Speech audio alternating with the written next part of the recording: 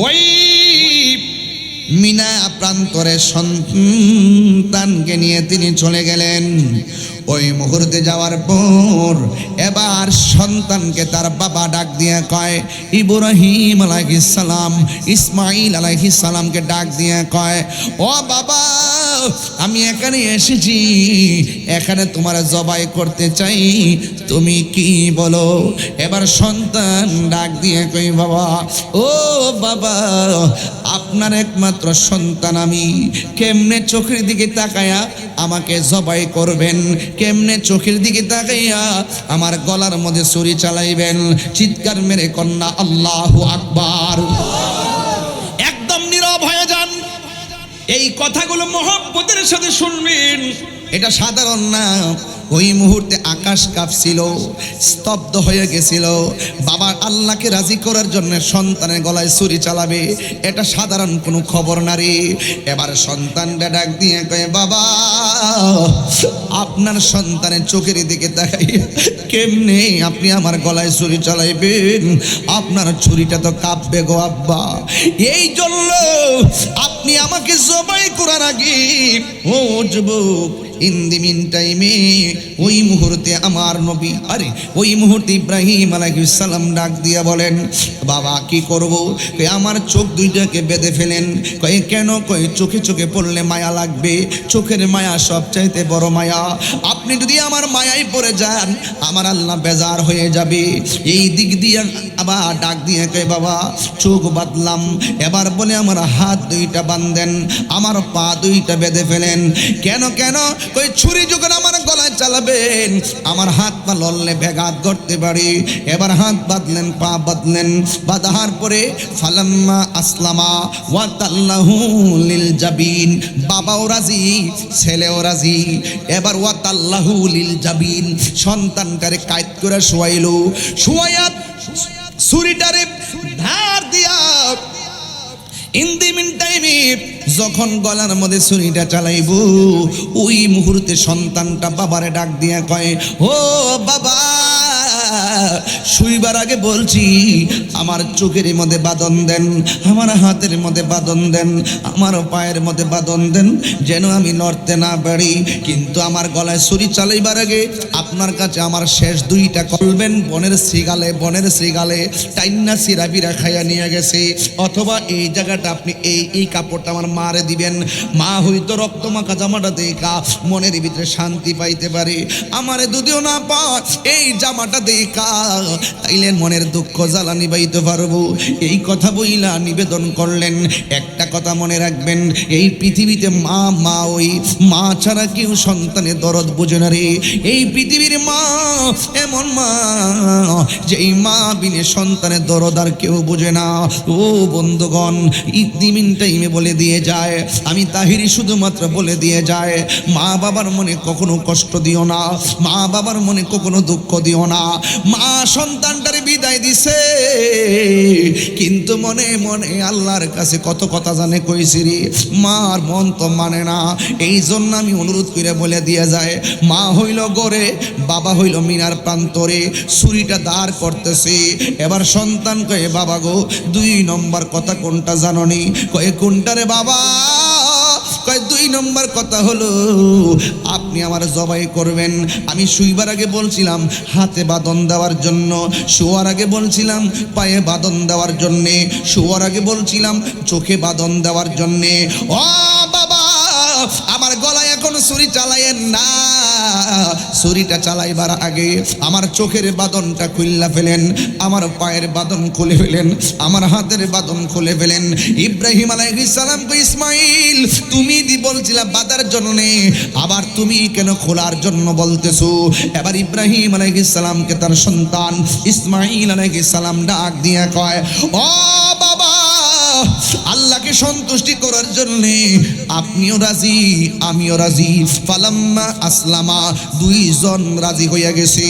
ও বাবা, আপনি যদি আমাকে হাত পাও বান্দা জবাই করেন, পৃথিবীর সব মানুষ কিয়ামত পর্যন্ত বলবে ইসমাইল জবাহের মধ্যে রাজি ছিল না। ইব্রাহিম আলাইহিস সালাম সন্তানকে জোর কইরা বান্দা জবাই করছে। ও বাবা, আমার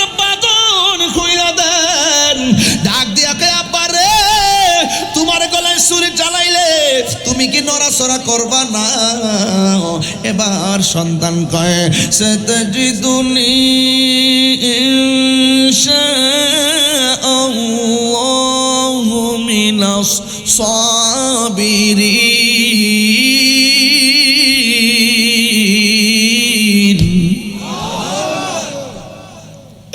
ও বাবা, আপনি আমাকে ধৈর্যশীলদের অন্তর্ভুক্ত পাবেন। ফালাম্মা আসলামা ওয়া তাল্লাহু লিল জাবিন। ফালাম্মা আসলামা ওয়া তাল্লাহু লিল জাবিন।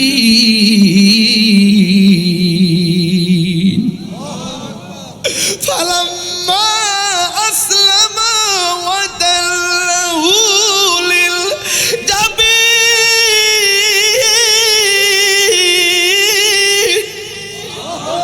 আসমান কাঁপতেছে। আল্লাহ কয় জিবরাইল তুই কই রে? জিবরাইল আলাইহিস সালাম দুনিয়ার জমিনে কয়েকবার দ্রুত গতিতে আসছে, কয়েকবার। একবার আসছে কোন সময় জানেননি? ইউসুফ আলাইহিস সালামকে তার 10 ভাই ষড়যন্ত্র কইরা কুয়ার মধ্যে যখন ফালাই দিছিল, চোখটুক বাইন্দা, আল্লাহ বলে জিবরাইল রে দ্রুত যা, আমার ইউসুফ কুয়ার নিচে পড়ার আগে তোর পাখাটা কুয়ার নিচে বিছায়া দে। ঠিক আছে না কথাগুলো? আমি একটা কথা কিন্তু লোকাল কথা বলছি না, বোঝার জন্য বলছি। এরপরে 2 নম্বরটা পরেরটা বলি।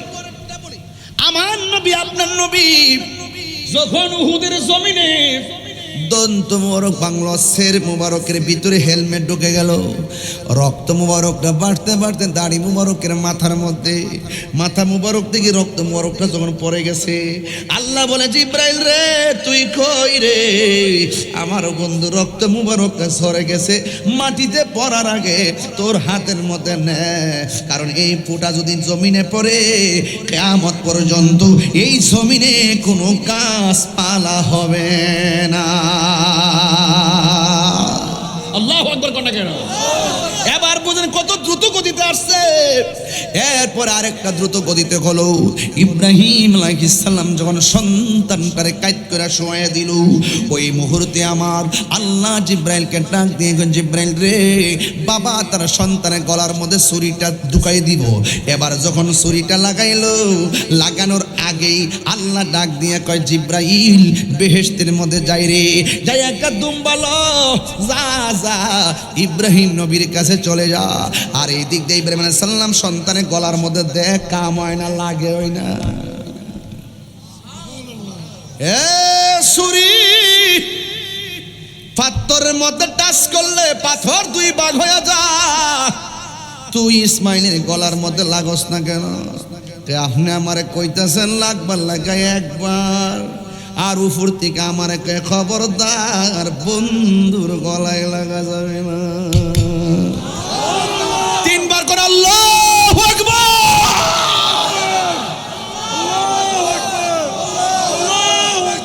ইয়া রাসূলুল্লাহ বলেন, হায় রে ওই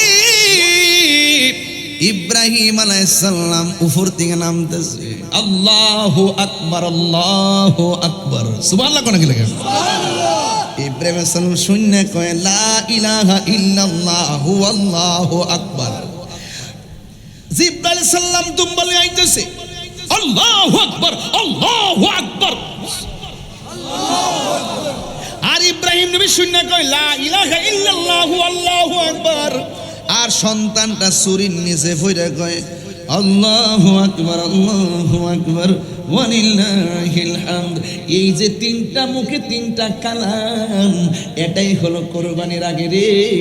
আমরা 3 দিন এই যে তার আইয়ামে তাশরিক, আমরা এই তাসবিহগুলো পড়তে হয়। ঈদগার ময়দানে পড়া লাগে, যাওয়ার সময় পড়তে হয়। প্রতি ফরজ নামাজের পর পুরুষে জোরে জোরে পড়বে, মহিলারা আস্তে আস্তে পড়বে রে বাবা। সুবহানাল্লাহ করে রে।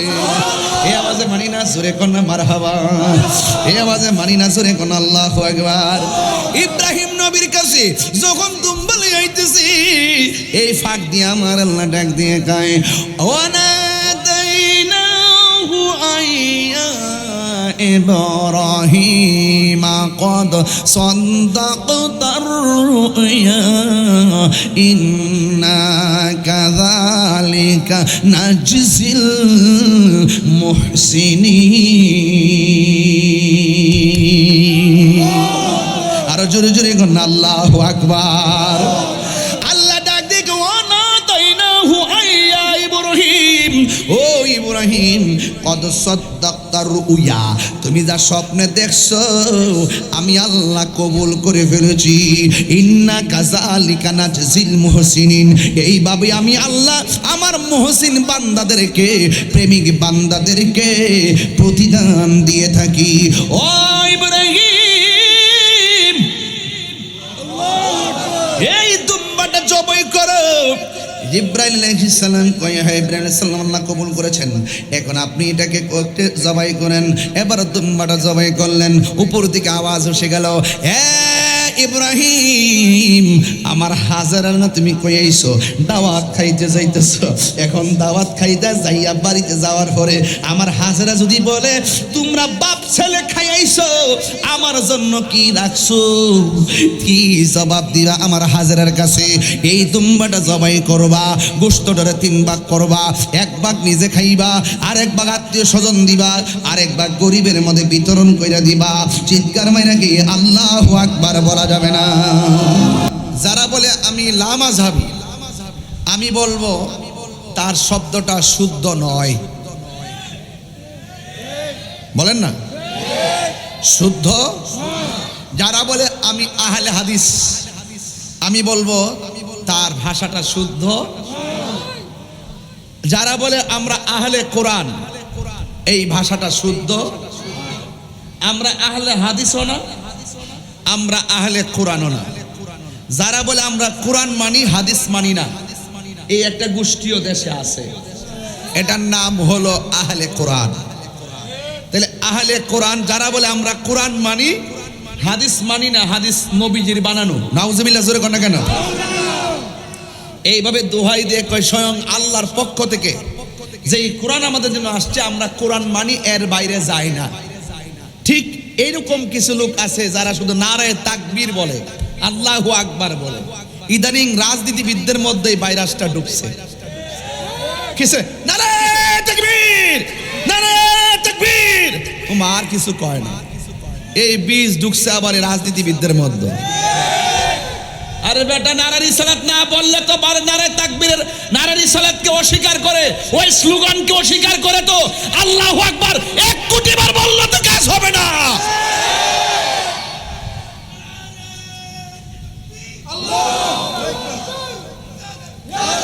হুজুর আমি আমার মাকে খুব সম্মান করি আব্বারে দেখতাম পারি না ব্যাপারটা কেমন লাগে না কথা কন না ব্যাপারটা কেমন লাগে কিনা কন তো আল্লাহর হুকুম একটা হলো ওয়াহদানিয়াতের স্লোগান আর একটা হলো রিসালাতের স্লোগান এক এক দল রাজনীতি করে কয় আমার দলের আদর্শের স্লোগান কয়নি আর দল পাইলা কারো সিলাই দেশ পাইলা কারো সিলাই জগৎ পাইলা কারো সিলাই আসমান পাইলা কারো সিলাই জমিন পাইলা কারো সিলাই আরশ পাইলা কারো সিলাই কুরসি পাইলা কারো সিলাই সিন্নি খাইলা কার দ্বারা মোল্লা ছিলা না নবী যদি না হইতো কিছুই তো হতো না আর সেই নবীর স্লোগান দেওয়া যাবে না কি বলে কয়েক মসজিদের মধ্যে মেহরাবে লা ইলাহা ইল্লাল্লাহর পাশে মুহাম্মাদুর রাসূলুল্লাহ লেখা যাবে না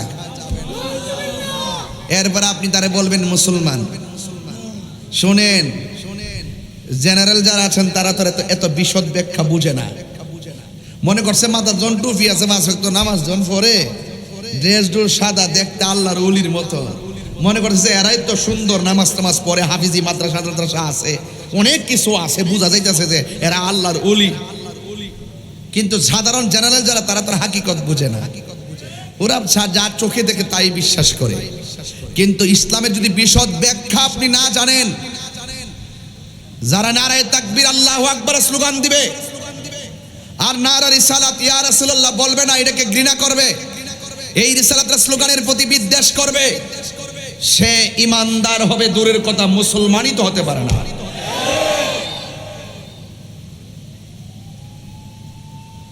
মাযহাব খুব গুরুত্বপূর্ণ জিনিস। আস্তে আস্তে সামনে যাই আমার ভাইয়েরা। তাহলে আমরা আহলে কোরআনও না, আহলে হাদিসও না। আমরা আহলে কোরআনও না, আহলে হাদিসও না। যারা বলে আমরা আহলে কোরআন, আমরা কোরআন মানি হাদিস মানি না, এরাও ভ্রান্ত। যারা বলে আমরা সহিহ হাদিস মানি, 6টা গ্রন্থ মানি, এর বাইরে যে গ্রন্থগুলো আছে সেগুলো মানি না, এর বাইরে যে হাদিস আছে এগুলো মানি না, তাদেরকে বলবো এই 6টা গ্রন্থের বাইরেও আরো একাধিক সহিহ গ্রন্থ আছে, হাদিস গ্রন্থ। তোমরা যদি ওইগুলোকে না মানো, ওই হাদিসগুলো কি বাদ?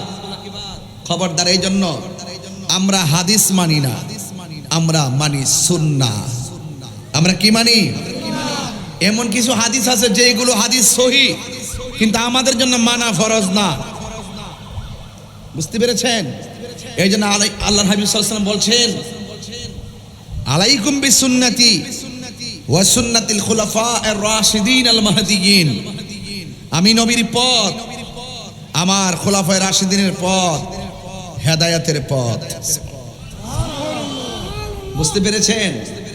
এই জন্য আমার ভাইয়েরা, মাযহাব খুবই গুরুত্বপূর্ণ। মাযহাব অর্থ কি? মাযহাব অর্থ হলো পথ, মাযহাব অর্থ হলো রাস্তা। মাযহাব অর্থ কি? রাস্তা, পথ। আর তাকলিদ মানে হলো অনুসরণ। মাযহাবের পথকে অনুসরণ, মাযহাবু তাকলিদুন ওয়াজিবুন, মাযহাবকে অনুসরণ করা ওয়াজিব। ইসলামের মূল ভিত্তি হলো 4টা। একটা হলো কোরআন, 2 নম্বর হলো সুন্নাহ, 3 নম্বর হলো ইজমা, 4 নম্বর হলো কিয়াস। কোরআন, হাদিস, ইজমা, কিয়াস। বলেন কোরআন, বলতে হবে কোরআন, হাদিস, ইজমা, কিয়াস। এই 4টাই কিন্তু শরীয়তের দলিল। কোন ব্যাপারে যদি কোরআনুল কারীমের মধ্যে সুস্পষ্ট ব্যাখ্যা, বিশ্লেষণ, নস এর ভিত্তিতে যদি সমাধান পাওয়া না যায়, কোরআনের সমস্ত আয়াতের তাফসীর হলো আমার নবীর নূরানি জবান মুবারকের হাদিস মুবারক। তাইলে আপনি হাদিসের মধ্যে খুঁজতে হবে। এই হাদিসের মধ্যে যদি খুঁজতে গিয়ে যদি এলেমেলে লেগে যায়, তাহলে কি করতে হবে? সাহাবায়ে কেরাম ইজতিহাদ করেছেন, এদেরকে বলা হয় মুজতাহিদ। ওনারা এলেমের ব্যাপারে খুব পারদর্শী ছিল। কোরআন সুন্নাহর ব্যাখ্যা তারা জানতেন, কোন মাসআলাটা কিভাবে ইস্তেমবাত করতে হবে তারা সেটাও অবগত ছিলেন। এটার উপরে তারা একটা সমাধান বের করতেন, এটা হলো ইজমা। এটা কি? ইজমা সাহাবাদের আমলের। রহমাতুল্লাহ আলাই, ইমামে শাফি রহমাতুল্লাহ আলাই, ইমাম মালিক রহমাতুল্লাহ আলাই, ইমাম হাম্বল রহমাতুল্লাহ আলাই, সংক্ষিপ্তভাবে আহমদ ইবনে হাম্বল আমি সংক্ষিপ্ত বলি, হানাফি, শাফি, মালিকি, হাম্বলি, এই 4 জন প্রসিদ্ধ ইমাম। ওনারা কিন্তু এইগুলো বের করে আমাদের মাঝে সমাধান করে তুলে ধরেছেন। এখন প্রশ্ন হলো, আমরা যে এই কোরআন সুন্নাহর ব্যাখ্যা বিশ্লেষণগুলো যারা জানেন তাদের কাছ থেকে যে জেনে নেই, এটা কোরআনের ভিত্তিতে কতটুকু গ্রহণযোগ্য? আল্লাহ রাব্বুল আলামিন কোরআনে বলেছেন, ফাসআলু আহলা যিকরি ইন কুনতুম লা তা'লামুন। যদি তোমরা কোরআনের হাকিকত না জানো, হাদিসের হাকিকত যদি না জানো, যিনি জানে তার কাছে যাও। ওই যে আমি জানি না, আমি জানার জন্য কাহার কাছে যাব, সেটাই হলো মাযহাব। সেটাই কি? সঠিক পথ। এখন আমরা যে ইমামকে মানি, সেই ইমামকে আমরা মানি কিসের ভিত্তিতে? একজন ব্যক্তি হিসাবে মানি না। তিনি কোরআন সুন্নাহর আলোকে আমাদের মাঝে কোরআন সুন্নাহর বিশদ ব্যাখ্যা বিশ্লেষণ এমন ভাবে তুলে ধরেছেন যেগুলোর সাথে কোনো কোরআন সুন্নাহর সাংঘর্ষিক না, কোরআনের মধ্যে আল্লাহ বলেছেন আতিউল্লাহ ওয়া আতিউর রাসূলা ওয়া উলিল আমরি মিনকুম। আল্লাহ বলছেন তোমরা আমি আল্লাহর আনুগত্য করো, রাসূল পাকের অনুসরণ করো, ওয়া উলিল আমরি মিনকুম, আল্লাহর বন্ধু যারা, যারা হক, যারা খালেস, যারা জ্ঞানী, যারা আল্লাহকে নিয়ে গবেষণা করেন, যারা রাসূলুল্লাহকে নিয়ে গবেষণা করেন, যারা কোরআন সুন্নাহ নিয়ে গবেষণা করেন, আল্লাহকে রাজি করে, বান্দা থেকে বন্ধু হয়, তাদেরকে তোমরা অনুকরণ করো। তাহলে বোঝা গেল, আমি প্রথম বলছিলাম মাযহাব অর্থ পথ, তাকলিদ অর্থ অনুসরণ। তাইলে বোঝা গেল কোরআন সুন্নাহর জ্ঞান জানার জন্য যিনি জানেন তাকে অনুসরণ করা। যদি আমি না জানি, যিনি জানেন তার কাছে যাওয়া, তার কাছ থেকে জেনে নেওয়া। আমি তো অন্ধ, আমি তো জানি না, আমি তো বুঝি না, যিনি জানেন তার কাছে যাওয়ার নির্দেশনা। এটা একান্ত আমার সিদ্ধান্ত নয়, এটা আল্লাহ পাকের সিদ্ধান্ত। কথা বলেন ঠিক কিনা? আমি কথাগুলো সাধারণ সাবলীল এবং সাধু ভাষায়, ইজিলি ভাষায় আমি কথাগুলো আপনাদের সামনে তুলে ধরছি, যেন ছোট্ট বাচ্চাটাও বুঝতে পারে। কথা কি পরিষ্কার হচ্ছে কিনা? ইমামে আজম আবু হানিফা, আমরা যে বললাম মাযহাব কয়টা, বলে না কয়টা? 4টা মাযহাব। কথা বলেন ঠিক কিনা? মাযহাবের প্রয়োজনীয়তা কেন, আমি এই কথা বলে তারপর অন্যদিকে চলে যাব, কারণ এই বিষয়গুলো 30 মিনিটের বিষয়। আপনি মাযহাব যে বিষয় দিচ্ছেন, এই ওয়াজ হলো 30 থেকে 35 মিনিটের বিষয়। এর বাইরে এটা নিয়ে আলোচনা কত করা যাবে। এরপর আপনি যদি এক একটা দেন, বেতের দেন, তারাবি দেন, কেন কোনটা কিভাবে বড় মাসালাগুলো দেন, এটা হলো ভিন্ন একটা এজেন্ডা। আমি মাযহাবটা বোঝাচ্ছি। তাহলে এখন আমরা যে বললাম মাযহাব কয়টা, আপনারা মনোযোগ আছে? এই কথাগুলো বোঝার দরকার আছে। বলেন ইসলামের মূল ভিত্তি কয়টা? বলেন কোরআন, বলেন কোরআন, হাদিস, ইজমা, কিয়াস। কোরআন অস্বীকার করতে পারবেন, হাদিস অস্বীকার করতে পারবেন, ইজমা অস্বীকার করতে পারবেন, কিয়াস অস্বীকার করতে পারবেন। এগুলা শরীয়তের দলিল, অস্বীকার করার কোনো সুযোগ নাই। 2 নম্বর হলো কোরআন সুন্নাহর আলোকে যারা আমাদের সামনে বিশদ ব্যাখ্যা তুলে ধরে, কোরআনের একটি রূপরেখা আমাদের সামনে তুলে ধরেছেন, সেই প্রখ্যাত ইমামে আজম আবু হানিফা নুমান ইবনে সাবিত, ইমামে আজম আবু হানিফা রাহমাতুল্লাহ আলাইহি, তিনি যে আমরা যে 4টা মাযহাব উল্লেখ করেছি, এর মধ্যে 1 নম্বর হলো ইমামে আবু হানিফা রাহমাতুল্লাহ আলাইহি। আমরা কিন্তু হানাফি মাযহাবের অনুসারী। কথা বলেন ঠিক কিনা? একজন যদি বলে আমি 4 মাযহাবই মানি, এটা শুদ্ধ নয়। আপনি যে কোনো একটা মানতে হবে। 4 মাযহাব মানলে ইবাদতের মধ্যে গন্ডগোল লেগে যাবে। বুঝতে পেরেছেন? এবং 4 মাযহাবই হক। 4 মাযহাব কি হক, এরা কেউ কোনো বিপরীতে নয়। এই জন্য কেউ কেউ কোনো না কোনো মাযহাবকে অনুসরণ করতে হবে, তাইলে আপনি ইসলামের ফাউন্ডেশনটা পেয়ে যাবেন। বুঝতে পেরেছেন? তাইলে ইমামে আজম আবু হানিফা রহমাতুল্লাহ আলাইহি, তিনি যে আমাদের মাযহাবের ইমাম, তিনি কি হাদিসের বাইরে মতামত দিয়েছেন? তাইলে আসেন, তিনি অনেকে বলে আপনারা যে হানাফি মাযহাব করেন, হানাফি মাযহাব যদি বলে থাকেন আর আপনাদের ইমাম যদি আবু হানিফা রাহমাতুল্লাহ আলাইহি হয়, তাইলে আপনাদের মাযহাব হলো হানাফি, তাহলে ইমাম আবু হানিফার মাযহাব ছিল কি? এইরকম একটা প্রশ্ন করে, মনে হয় যেন আমরা এটা আবিষ্কার করছি। না, এই কথাটা আমরা ইমামে আজম আবু হানিফা রাহমাতুল্লাহ আলাইহির জবান মুবারক থেকে শুনবো। তিনি নিজের জবান মুবারকে বলছে, ইজা সহহাল হাদিসু, ইজা সহহাল হাদিসু ফাহুয়া মাযহাবি। যখন সহিহ হাদিস পাওয়া যাবে, হাদিসটা যখন সহিহ হবে, হাদিসটা যখন কি হবে? সহিহ হবে, ফাহুয়া মাযহাবি, এটাই হলো আমার মাযহাব। চিৎকার মেরে কন্যা সুবহানাল্লাহ। কি কথা কি পরিষ্কার হয়েছে? তাহলে ইমাম আবু হানিফা রাহমাতুল্লাহ আলাইহির মাযহাব হাদিস, যে হাদিসগুলো সহিহ, যে হাদিসের মানদণ্ড ওকে, তিনি হাদিসের বিশ্লেষণ বুঝতেন। তিনি আল্লাহকে একাধিকবার স্বপ্ন দেখেছেন। যার চোখ থেকে আল্লাহ গোপন নাই, তিনি কি সাধারণ আপনার মতো আর আমার মতো মানুষ নাকি? তিনি এত এলেমের অধিকারী ছিলেন। বলছে ইজা সহাল হাদিসু ফাহুয়া মাযহাবি, যে যখন হাদিসটা সহিহ হবে এটাই হলো আমার মাযহাব। এখন কথা হলো, হাদিস সহিহ হলে এটাই হলো আমার মাযহাব। এখন পেশটা কোথায়? এখন আসেন, পেশটা কোন জায়গায় লাগে দেখেন। এখন প্রশ্ন হলো, আল্লাহ পাক রব্বুল আলামিন কোরআনুল কারীমের মধ্যে বলেছেন ফাগসিলু ফুজুহাকুম ওয়া আইদিয়াকুম ইলাল মারাফিকি ওয়ামসাহু রুউসাকুম ওয়া আরজুলাকুম ইলাল কাবাইন। আল্লাহ রাব্বুল আলামিন বলছেন, যখন তোমরা ওযু করবে, হে ঈমানদারগণ, তোমরা যখন ওযু করবে, ওযু করার সময় মুখমণ্ডল ধৌত করো, হাতের কনুই পর্যন্ত ধৌত করো। মাযহাবটা কেন দরকার বাবা না লক্ষ্মী? আমি কিন্তু এই ওয়াজগুলো করি না, আমি কিন্তু এই ওয়াজে অভ্যস্ত না। আমার ওয়াজ হইলো বিভিন্ন ঘটনা বলি, শান টান বইলা জায়গা। অনেকে আবার ধারণা করতে পারে যে হুজুর মনে হয়, হুজুর স্টাইল মনে হয় ওয়াজই করে, ঘটনা গজল টজল হয়ে না। আমরা তো আর বাবা এরই ক্ষেত্রে কেউ উঠতেইছি না। যদি কিছু না থাকতো ডাব্লিউ মার্কা মৌলবীরা কোন দিন তাহিরির উড়াই দিল হইলে। এই যে আমি যে কথাগুলো বলতেছি, কথাগুলো কি বুঝে আসতেছে কিনা? এগুলা কিন্তু আমি বাড়ি থেকে পড়েছি এমন না, স্টুডেন্ট লাইফের গবেষণা থেকে বলছি, সাবধানতার সাথেই বলছি। একটা কথাও কিন্তু আপনি ফেলে দিতে পারবেন না। আল্লাহ বলছেন, ইয়া আইয়ুহাল্লাযীনা আমানু ইযা কুমতুম ইলাস সালাহ ফাগসিলু ফুজুহাকুম ওয়া আইদিয়াকুম ইলাল মারাফিকি ওয়ামসাহু বিরুউসিকুম ইলাল ওয়া আরজুলাকুম ইলাল কাবাইন। এই যে দেখেন, একের পর এক আল্লাহ বলছেন, তোমরা যখন নামাজে দাঁড়াবে, তোমরা মুখমণ্ডল কি করো?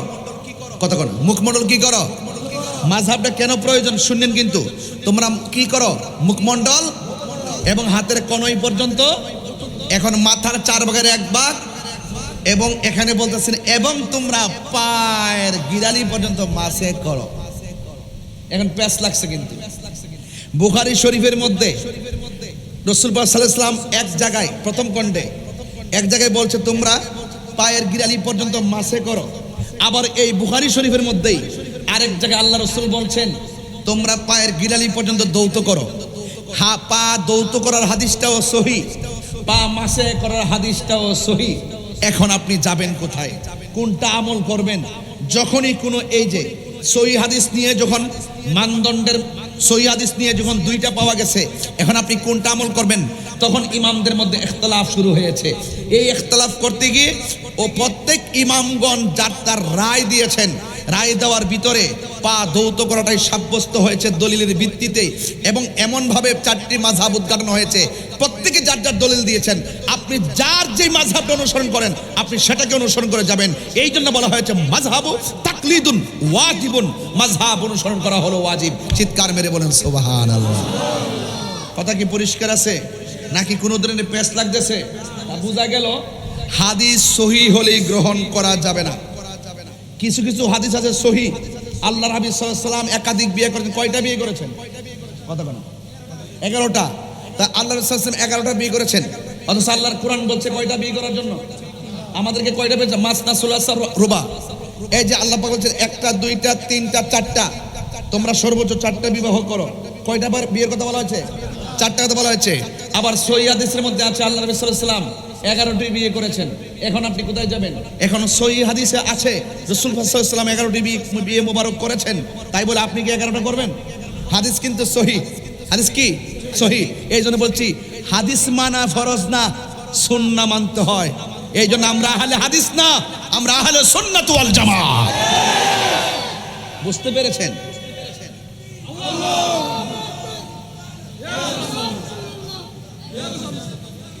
আমার ভাইয়েরা, খাইবার বিজয় থেকে ফেরার পথে আল্লাহর হাবিব সাল্লাল্লাহু আলাইহি ওয়াসাল্লাম সাহাবায়ে কেরামদেরকে বললেন, তোমরা ওই জায়গায় পৌঁছার আগে মাগরিবের নামাজ পড়িও না।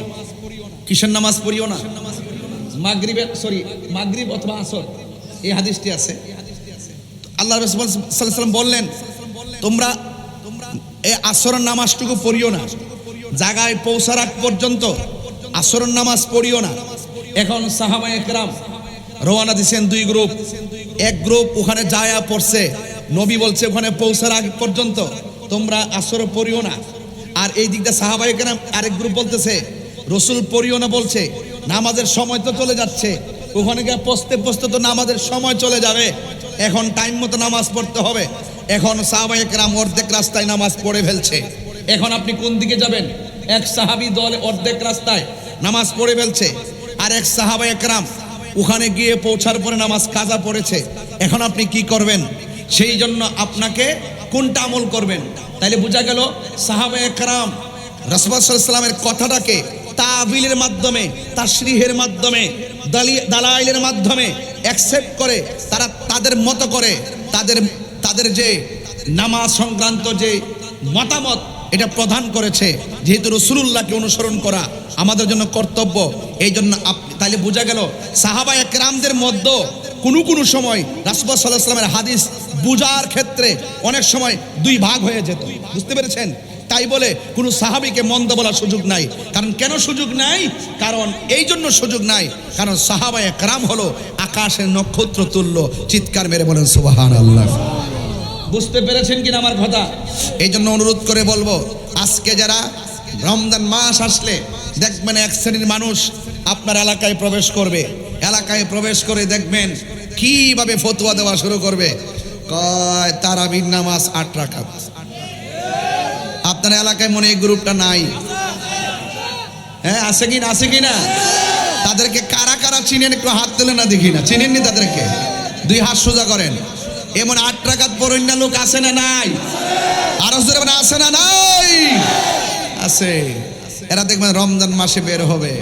এখন কিন্তু আর তাদেরকে খুঁজে পাওয়া যাবে না। এখন তাদেরকে খুঁজে পাওয়া যাবে না। এখন আপনারা একটু বলুন তো, পটিয়ার মানুষ, তারাবির নামাজ কি 8 না 20? এদিকে আওয়াজ কম হয়েছে, এদিকে কম হয়েছে। তারাবি কি 8 না 20? এখন 20 কি নবীজি পড়ছে? কথা কথা। আরে নবী 20 রাকাতও পড়ছে, আবার 36 রাকাতও পড়ছে। নবীজি অনেকভাবে অনেকবার পড়ছে। এখন প্রশ্ন হলো 20 হলো কেন? কি 20 হলো কেন? 20 হলো এটাই, সাহাবায়ে কেরামদের মধ্যে একজন সাহাবী যার ব্যাপারে আমার নবী বলেছেন, আমার পরে যদি কোনো নবী আসতো তাইলে সেই নবীটা হয়তো হযরত উমর রাদিয়াল্লাহু তাআলা আনহু। দেখলেন আল্লাহর হাবিব এক এক সময় এক এক রাকাত পড়ছেন, এক একভাবে পড়ছেন। 20%, 36%, এক এক সময় এক এক রাকাত পড়েছেন। রাসূল কেন পড়েছেন? আরে বাবা, 5 রাকাত নামাজের ব্যাপারই তো আল্লাহর হাবিব মেরাজ থেকে 55 রাকাত থেকে কমায়া 5 ওয়াক্তের 55 ওয়াক্ত কমায়া 50 ওয়াক্ত কমায়া 5 ওয়াক্ত এনেছে। আল্লাহর হাবিব এক এক সময় এক একভাবে তারাবি পড়ছে কেন? রাসূল আশঙ্কা করেছেন আমি যদি নিয়মিত পড়ি এটা হইতে বা আমার উম্মতের উপরে ওয়াজিব হয়ে যেতে পারে। এই জন্য রাসূল এক এক সময় এক একভাবে পড়েছেন। এখন তাহলে সাহাবায়ে কেরাম কোন দিকে যাবেন? সাহাবায়ে কেরামের মধ্যে একজন সাহাবী হযরতে উমর ফারুক রাদিয়াল্লাহু তাআলা আনহু, তিনি 20 রাকাত তারাবির জামাত সহকারে পড়লেন।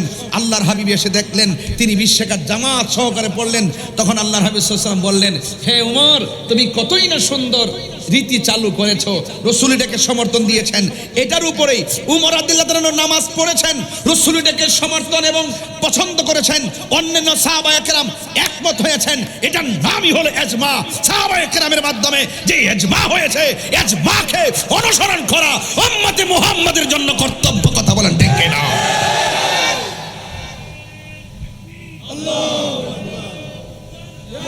আমার ভাইয়েরা, আমার বাবারা, তাহলে আমরা দায়িত্বহীন ভাবে বুঝতে পারি এমনিতেই মাযহাব আসে নাই। এই মাযহাব ইমামে আযম আবু হানিফা তিনি কি বলছেন? ইজা সাহহাল হাদিসু ফাহুয়া মাযহাবি। যখন হাদিসটা সহিহ হবে এটাই হবে আমার মাযহাব। আবার হাদিস যখন সহি দুইটাই সহি, কোন দিকে যাব এটার সমাধান করার জন্য ইমামগণ ব্যাখ্যা বিশ্লেষণের মাধ্যমে আমাদের উপরে পরিষ্কার একটি নেম প্লেট তুলে দিয়েছেন, যে নেম প্লেটটি হলো হেদায়েতের একটি সোপান। এই জন্য আপনারা মাযহাব থেকে দূরে সরে যাওয়ার কোনো সুযোগ। এই পর্যন্ত আমার ওয়াজ বুঝছেন কি বোঝেন নাই? এই পর্যন্ত বোঝা গিয়েছে কি বোঝা যায় নাই?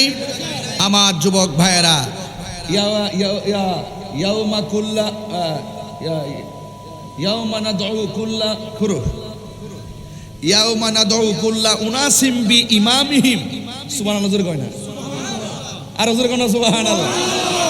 হাসর ময়দানে আল্লাহ পাক রব্বুল আলামিন প্রত্যেকের কাফেলাকে ডাক দিবে যার যার ইমামের নাম ধরে। জোরে কয় না সুবহানাল্লাহ? তাইলে ইমামের কথা আছে তো।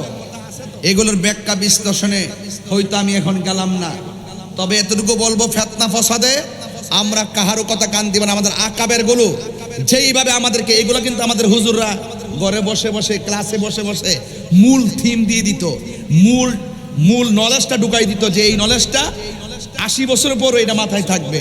এইভাবে মূল কিছু কথা বলে দিতেন। এই জন্য হয়তো আমি আপনাদের সামনে সেই কথাগুলো তুলে ধরছি, আপনাদের স্টুডেন্ট যারা ছাত্র আছেন তাদেরকে বেসিক নলেজটা দেওয়ার জন্য। আপনারা বলুন, মাযহাব মানার দরকার আছে না নাই?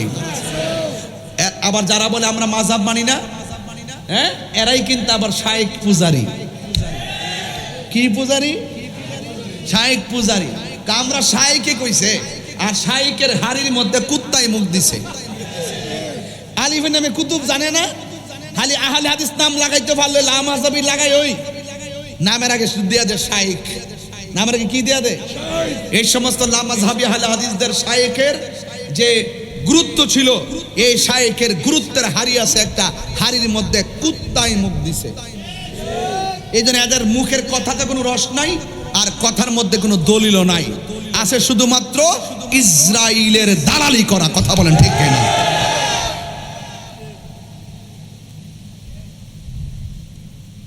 আমার মনে হয় কথা কয়ে ওয়াজ কইলে আপনারা শুনেন, দেখা যায় মোটামুটি তো ওয়াজ হয়ে গেছে, এখন দোয়াটা করে চলে যাই। বলেন মারহাবাগন। 30 মিনিট হয়েছে তো, মারহাবাগন। এই যে দেখেন একদম 30 মিনিট শেষ হয়ে গেছে, শুধুমাত্র মাযহাবটা বুঝাইতে যাইয়া। আমি যদি সুর দিয়া বলতাম এগুলো অনেক টাইম লম্বা হইতো। এরপরে বলবো তারাবিকে 8 না 20? এটা কিসের ভিত্তিতে হয়েছে? এজমা। এটা কিসের ভিত্তিতে হয়েছে? এজমা। সাহাবায়ে কেরাম এই বিষয়ের উপরে কি দ্বিমত না একমত? এটাই হলো আমাদের জন্য আবশ্যক। তাইলে কোরআন, হাদিস, এজমা, কিয়াস। আমি হাদিস বলি না, আমি বলি সুন্নাহ। কোরআন, সুন্নাহ, এজমা, কিয়াস। কোরআন, সুন্নাহ, এজমা, কিয়াস। এই জন্য আমরা এগুলো কিন্তু শরীয়তের দলিল, আমরা কখনো এটাকে অস্বীকার করতে পারবো না। এবার আসুন, এই মাসটা চলতেছে এমন একটি মাস, যে মাসের ভিতর দেখবেন ওই লামাযাবিরা এসে ডেলিভারি দিব, কইব যে মহিলারা যদি মাসিক হয়, কাপড় চোপড় যদি অপবিত্র হয়, অপবিত্র কাপড় নিয়েও ঈদগায় গিয়ে যেতে হবে। এই মৌলবীরাই বলবে, এই মৌলবীরাই বলবে।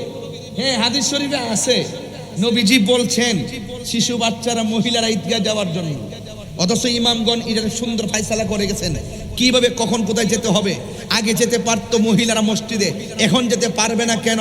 এটার উপরে বড় ধরনের কি হয়ে গেছে?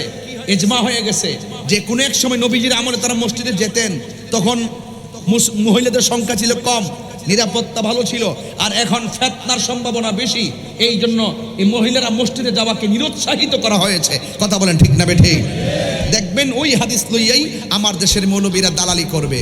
একটা কথা মনে রাখবেন, পুরুষের জন্য সবচাইতে উত্তম জায়গা হলো আল্লাহর ঘর মসজিদ, আর মহিলাদের জন্য সবচাইতে উত্তম জায়গা হলো তাদের ঘরের ভিতর। কথা বলেন ঠিক কিনা? এই কুরবানি আমাদের মধ্যে আসতেছে, এই কুরবানি আমাদের মধ্যে আসতেছে। ঈদুল আজহা কি আসতেছে? ঈদুল আজহা। ঈদুল আজহা আসলে দেখবেন ফতুয়ার কি যে ডেলিভারি দিবে এক একজন, তাদের ডেলিভারিতে অতিষ্ঠ হয়ে যাব আমরা। আমার ভাইয়েরা, ঈদুল আজহা, ইউসুফ আলাইহিস হযরতে, এই পৃথিবীর মধ্যে যদি আপনি বাঁচতে চান, পরীক্ষার সম্মুখীন হতে হবে। পরীক্ষা ছাড়া কিন্তু আপনি কামিয়াব হতে পারবেন না। আল্লাহ বলছেন, আমি আল্লাহ তোমাদেরকে পরীক্ষা করব, ভয় দিয়ে পরীক্ষা করব, ক্ষুধা দিয়ে পরীক্ষা করব, আমি তোমাদেরকে রোগ বিমার দিয়ে পরীক্ষা করব, আমি তোমাদেরকে রোগ বিমার দিয়ে পরীক্ষা করব, আমি তোমাদেরকে তোমাদের মাল নুকসান দিয়ে পরীক্ষা করব। ইত্যাদি পরীক্ষার মধ্যে যদি তোমরা যদি কি হতে পারো, ধৈর্য ধারণ করে থাকতে পারো, তবে তোমাদের জন্য রয়েছে জান্নাতের শুভ সংবাদ। কথা বলেন ঠিক না বেঠিক? এই জন্য এই কুরবানি, স্বর্ণ কুরবানি ঈদকে সামনে রেখে মাযহাবের আলোকে কিছু মাসআলাগুলো এই ঈদ উপলক্ষে কিছু কথা আছে, এইগুলো আমি ভিতরে ঢুকিয়ে গঠনমূলক কিছু দিক নির্দেশনা দিয়ে যাব। আপনারা বলুন তো দেখি, কুরবানি করব কার নৈকট্য লাভের জন্য? আরো বড় করে, কার নৈকট্য লাভের জন্য? আল্লাহ আল্লাহ নৈকট্য লাভের জন্য। আরে বাবা, ঘরের বা কিংবা বনের পশু নয়, নিজের ভিতরে যে রিয়া আছে ওই রিয়াকে কুরবানি করতে হবে, অহংকারকে দাফন করতে হবে, হিংসাকে দাফন করতে হবে। আমার দেশে লামাযহাবিরা এমনভাবে কথা কয় গুমটা লাগাইয়া, মনে হয় যেন সাহাবায়ে কেরামের আমলও তাদের কাছে ফেল। এটা হাদিস শরীফের মধ্যে আছে। পৃথিবীতে এমন একটা সময় আসবে তাদের এবাদত দেখলে মনে হইব সাহাবায়ে কেরামের এবাদত ফেল। মূলত কিন্তু এদের এবাদত কোনো কাজে আসবে না। আমিনাতুন নাসিবাতুন তাসলা নারান হামিয়া, গাট্টি গাট্টি পরিমাণ আমল করার পরও দুজুকের মধ্যে যেতে হবে একমাত্র অহংকার এবং লৌকিকতা থাকার কারণে। কথা বলেন ঠিক কিনা? আমার ভাইয়েরা, এবার আসেন পরীক্ষা কি জিনিস। ইব্রাহিম আলাইহিস সালামকে আল্লাহ রাব্বুল আলামিন 10টা পরীক্ষা করেছেন। জোরে কোন কয়টা? 10টা পরীক্ষা করেছেন। ইব্রাহিম আলাইহিস সালাম 10টা পরীক্ষার মধ্যে তিনি পাশ করেছেন। এই জন্য তিনি কি আল্লাহ পাক বলেছেন খলিলুল্লাহ। কি বলেছেন? আর আমার নবীকে আল্লাহ রাব্বুল আলামিন কোনো পরীক্ষা করে নাই, বিনা পরীক্ষায় আল্লাহ রাব্বুল আলামিন তার বন্ধু নবীকে বলেছেন হাবিবুল্লাহ। চিৎকার মেরে বলুন না সুবহানাল্লাহ। এই জন্য ইব্রাহিম আলাইহিস সালামকে পরীক্ষা দিতে করতে একবারে শেষ বয়সের সময় আল্লাহ পাক রব্বুল আলামিনের কাছে বলেছিলেন, হে আল্লাহ, তুমি আমাকে পুণ্যবান একটি সন্তান দাও। রব্বি হাবলি মিনাস সালিহিন, আমাকে তুমি একটি সুন্দর সাবলীল এবং নেককার একটি সন্তান দান করো। আল্লাহ রাব্বুল আলামিন সেই দোয়া কবুল করেছেন। এই জন্য যাদের সন্তান হয় না, যাদের সন্তান প্রয়োজন, ছেলে সন্তান মেয়ে সন্তান, আল্লাহর কাছে এই দোয়াটা বেশি বেশি করে পড়বেন, রব্বি হাবলি মিনাস সালিহিন, হে আল্লাহ আমাকে পুণ্যবান নেককার সন্তান দান করো। এই জন্য বলুন, আওয়াজ করে বলুন, সন্তান দেওয়ার মালিককে।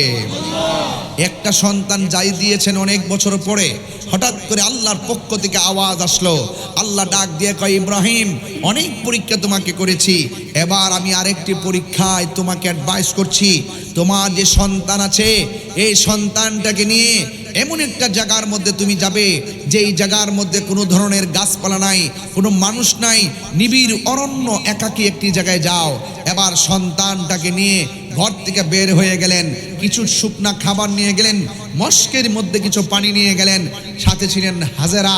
সন্তানকে নিয়ে এমন এক জায়গায় গেলেন জনমানবহীন শূন্য জায়গা, যেখানে শুষ্ক বালুকাময় প্রান্তর, যেখানে কোনো পাখালি নাই, যেখানে কোনো ধরনের মানুষ নাই।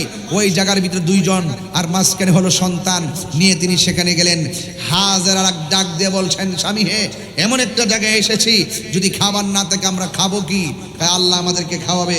হঠাৎ করে ইব্রাহিম আলাইহিস সালাম বললেন, হে হাজেরা, তোমার সন্তান নিয়ে তুমি এখানে থাকো, এখান থেকে আমাকে অনেক দূরে চলে যেতে হবে। এবার হাজেরা বলছেন, আমি একা, আমার সন্তান ছোট, আমি একা এখানে কিভাবে থাকবো? আপনি কি আপনার স্ব ইচ্ছায় চলে যাচ্ছেন নাকি অন্য কোনো ইশারা আছে? ইব্রাহিম আলাইহিস সালাম বললেন, হাজেরা, আমি আমার স্ব ইচ্ছায় যাচ্ছি না, আমি যাচ্ছি একমাত্র আমার আল্লাহ পাকের ইশারায়। চিৎকার মেরে কন্যা সুবহানাল্লাহ। এই তো সামনে মাত্র 14 দিন আর 15 দিন আছে। এই মুহূর্তে যদি এই বিষয়ে ওয়াজ না করি, অনেকে বলবেন যে হুজুরতে কিছু কথা হলে বলা দরকার ছিল, এই জন্য আমি কথাটুকু বলছি। এবার হাজেরা কি বলে আমার ভাষায় একটু শোনেন। হযরতে হাজেরা রাদিয়াল্লাহু তাআলা আনহা বলেন, হাজেরা আলাইহিস সালাম বলেন, ও স্বামী, আল্লাহর হুকুমে আপনি আমাকে এই মনে একটা জায়গার মধ্যে এনেছেন, যেই জায়গার ভিতরে নাই কূপ নাই, বাজার নাই, গাছ নাই। স্বামী, আল্লাহর হুকুমে ঘর থেকে জনমানবহীন শূন্য জায়গায় এসেছেন, আর এখন আপনি আমাকে আল্লাহর হুকুমে এখান থেকে রেখে যাচ্ছেন। আমি প্রথম বলেছিলাম আমি কিভাবে এখানে থাকবো, এখন আমি আপনাকে অভয় দিচ্ছি। আল্লাহ যদি আমাকে আমার দুধের জাদুমণিকে, দুধের বাচ্চাকে এখানে রেখে আপনাকে চলে যাইতে বলে, আমি হাজেরা বললাম আপনি চলে যান। এতক্ষণ আমি যেই শঙ্কা করেছিলাম এখন আমি আর টেনশন করি না। আল্লাহ যদি আমাকে এখানে রাইখা আপনাকে চলে যাওয়াটা পছন্দ করেন, আমি হাজেরার বিশ্বাস হলো আমার আল্লাহ আমাকে এবং আমার সন্তানকে না খাওয়ায়া মারবে না। রিজিক দেওয়ার মালিক কে? এই মুহূর্তে বৃষ্টি বন্ধ রেখেছেন কে? ও বন্ধু শুনে যান, একটু ঘটনা বলে তারপর বিশ্লেষণ করব। এবার ইব্রাহিম আলাইহিস সালাম চলে গেলেন। হাজরা রাদিয়াল্লাহু তাআলা আনহা, ওই হাজরা আলাইহিস সালাম ওই মরুভূমির ভিতরে তিনি সন্তান নিয়ে আসেন। খাবার ছিল একমাত্র অল্প, মস্কের ভিতরে কোনো পানি নাই, এমন ভাবে পানি শুকায়া গেছে। আর মস্কের পানি শুকায়া গেল, মস্কের পানি শেষ হয়ে গেল। হাজরা বলেন, ও পৃথিবীর মানুষ, আমার স্তনের দুধ এক পর্যায়ে শুকায়া গেছে, জিহ্বার থুতু গুলা পর্যন্ত শুকায়া গেছে। ও পৃথিবীর মানুষ, আমার সন্তানটা পানির জন্য কান্না শুরু করলো, গলা শুকায়া গেছে। একটা কথা মনে রাখবেন, সন্তান যদি ক্ষুধার্ত থাকে, মার মুখের লোকমাটা পর্যন্ত সন্তানের মুখের ভিতরে ঢোকায়া দেয়। সন্তানের যদি কিডনি না থাকে, মার কিডনিটা সন্তানের জন্য দিয়ে দিতে কোনো দেরি করে না। এবার হাজরা আলাইহিস সালাম বলেন, আমি আমার সন্তানটা যখন আমার বুকের দুধ পাই না, আমার জিহ্বা থেকে পানি পাই না, আমি দেখলাম কি করব। একবার ডানে তাকাইলাম, আরেকবার বামে তাকাইলাম, কোথাও কোনো মানুষ নাই, কাফেলা নাই। হঠাৎ করে আমি দেখলাম একটা ঝর্ণার মতো পানি উঠতেছে, দেখলাম চিকচিক করতেছে। এবার দেখলাম ঝর্ণার মতো পানি উঠতেছে। আমি সন্তানটারে ওই জায়গার মধ্যে রেখে আমি সোজা চলে গেলাম ঝর্ণার কাছে। কিন্তু ঝর্ণার কাছে গিয়ে দেখি এই জায়গার মধ্যে কোনো পানি নাই, সেই জায়গার ভিতরে মরুভূমির বালুগুলা রৌদ্রের কারণে চিকচিক করতেছে। হাজরা আলাইহিস সালাম বলেন, আমি মনে করেছি ওই জায়গায় মনে পানি, গিয়ে দেখলাম কোনো পানি নাই। যেই জায়গায় দৌড়াইয়া গেছি ওই জায়গাটার নাম হলো সফা। এই জায়গায় যখন দেখলাম পানি উতলাইতেছে, গিয়ে দেখলাম বালুগুলা চমকাইতেছে, কোনো পানি না পাইয়া হতাশ হয়ে গেলাম।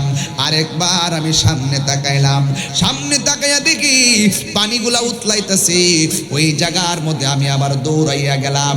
দৌড়াইয়া যাওয়ার পর আমি ওই জায়গার মধ্যে পৌঁছলাম। পৌঁছে দেখলাম ওই জায়গার ভিতরে কোনো পানি নাই। রৌদ্রের তাপের কারণে মরুভূমির বালুগুলো চমকাইতেছে, কিন্তু আমি পানি না পাইয়া হতাশ হয়ে গেলাম। প্রথম পাহাড়ের নাম হলো সফা, দ্বিতীয় পাহাড়ের নাম হলো মারওয়া। এই পৃথিবীর মধ্যে অনেক নিদর্শন আছে, এর মধ্যে একটা নিদর্শন হলো সাফা, আর একটা নিদর্শন হলো মারওয়া। আল্লাহ রাব্বুল আলামিন কোরআনের মধ্যে বলে দিয়েছেন, ইন্নাস সাফা ওয়াল মারওয়াতা মিন শাআইরিল্লাহ। আল্লাহ রাব্বুল আলামিন বলেন, নিশ্চয়ই সফা এবং মারওয়া আল্লাহর নিদর্শন সমূহের মধ্যে অন্যতম নিদর্শন। হাজরা গেল সাফা, পানি নাই, চলে গেল মারওয়া, পানি নাই।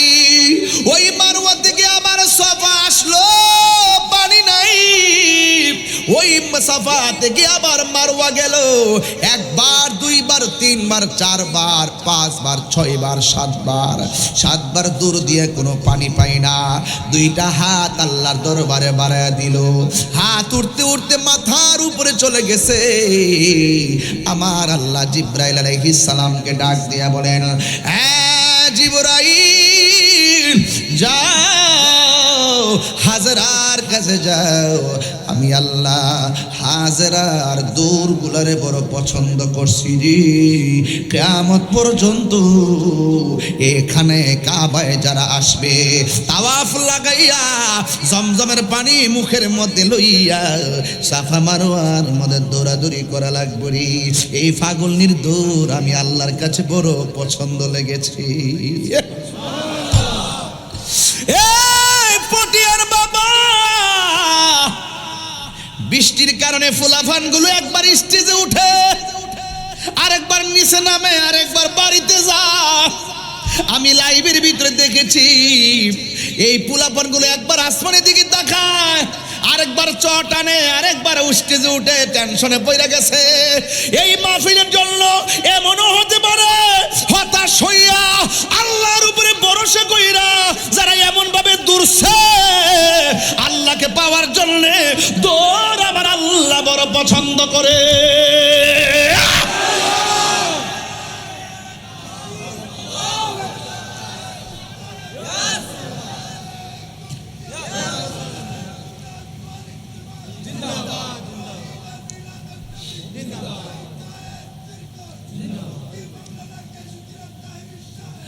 আল্লাহ ডাক দিয়া কয় জিবরাইল, ও জিবরাইল যাও আমার হাজারের কাছে যাও, যায়া বলো তার সন্তানের কাছে চলে যাওয়ার জন্যে।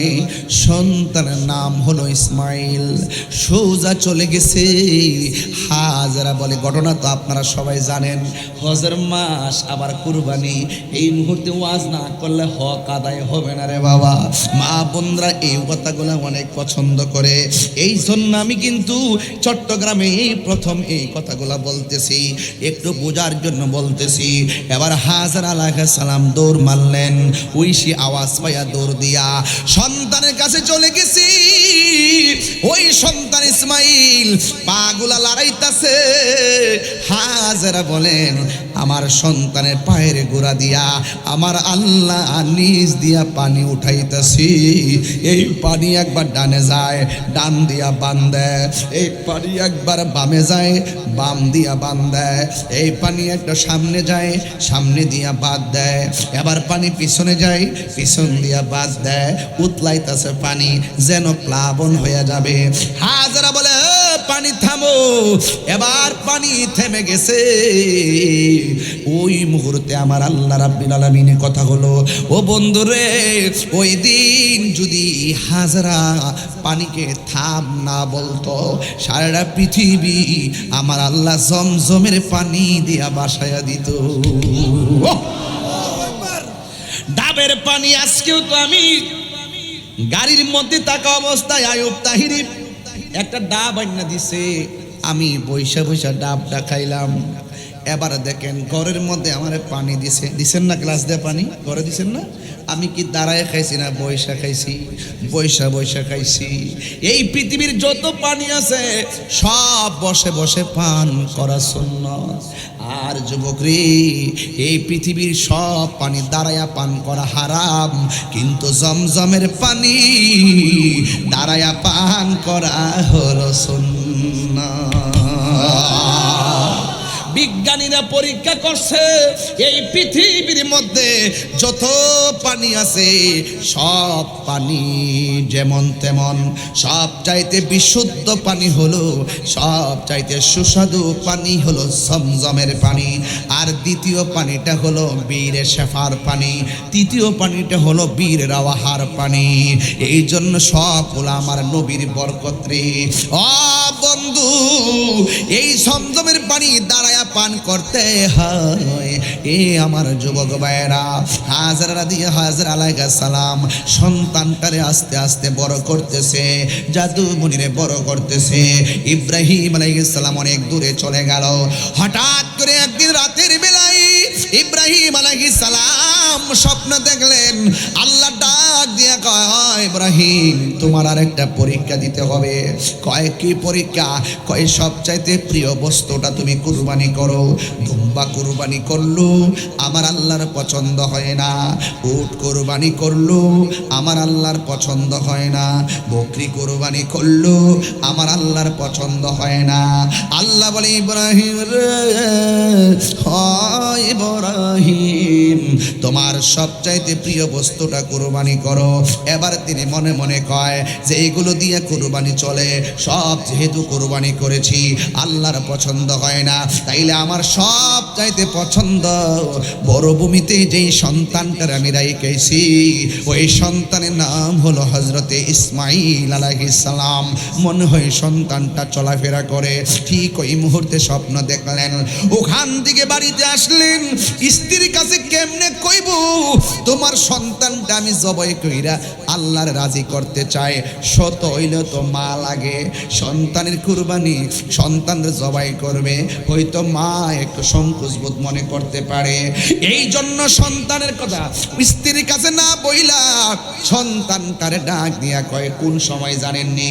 কয় ফালাম্মা বালাগা মাআহু সাইয়া, যখন ইব্রাহিম আলাইহিস সালামের সন্তান ইসমাঈল আলাইহিস সালাম চলাফেরা করার বয়স হয়েছে, চলাফেরার বয়সে উপনীতি হয়েছে, আয়েশা ডাক দিয়া কয়, ইয়া বুনাইয়া, হে আমার পুলা, ইন্নি আরা, অবশ্যই আমি দেখেছি, ফিল মানামে, ঘুমের ঘরে, স্বপ্নের ঘরে, আন্নি, অবশ্যই আমি, আসবাহুকা, তোমাকে জবাই করেছি, ফানজুরু মাজা তারা, এই ব্যাপারে তোমার মতামত কি?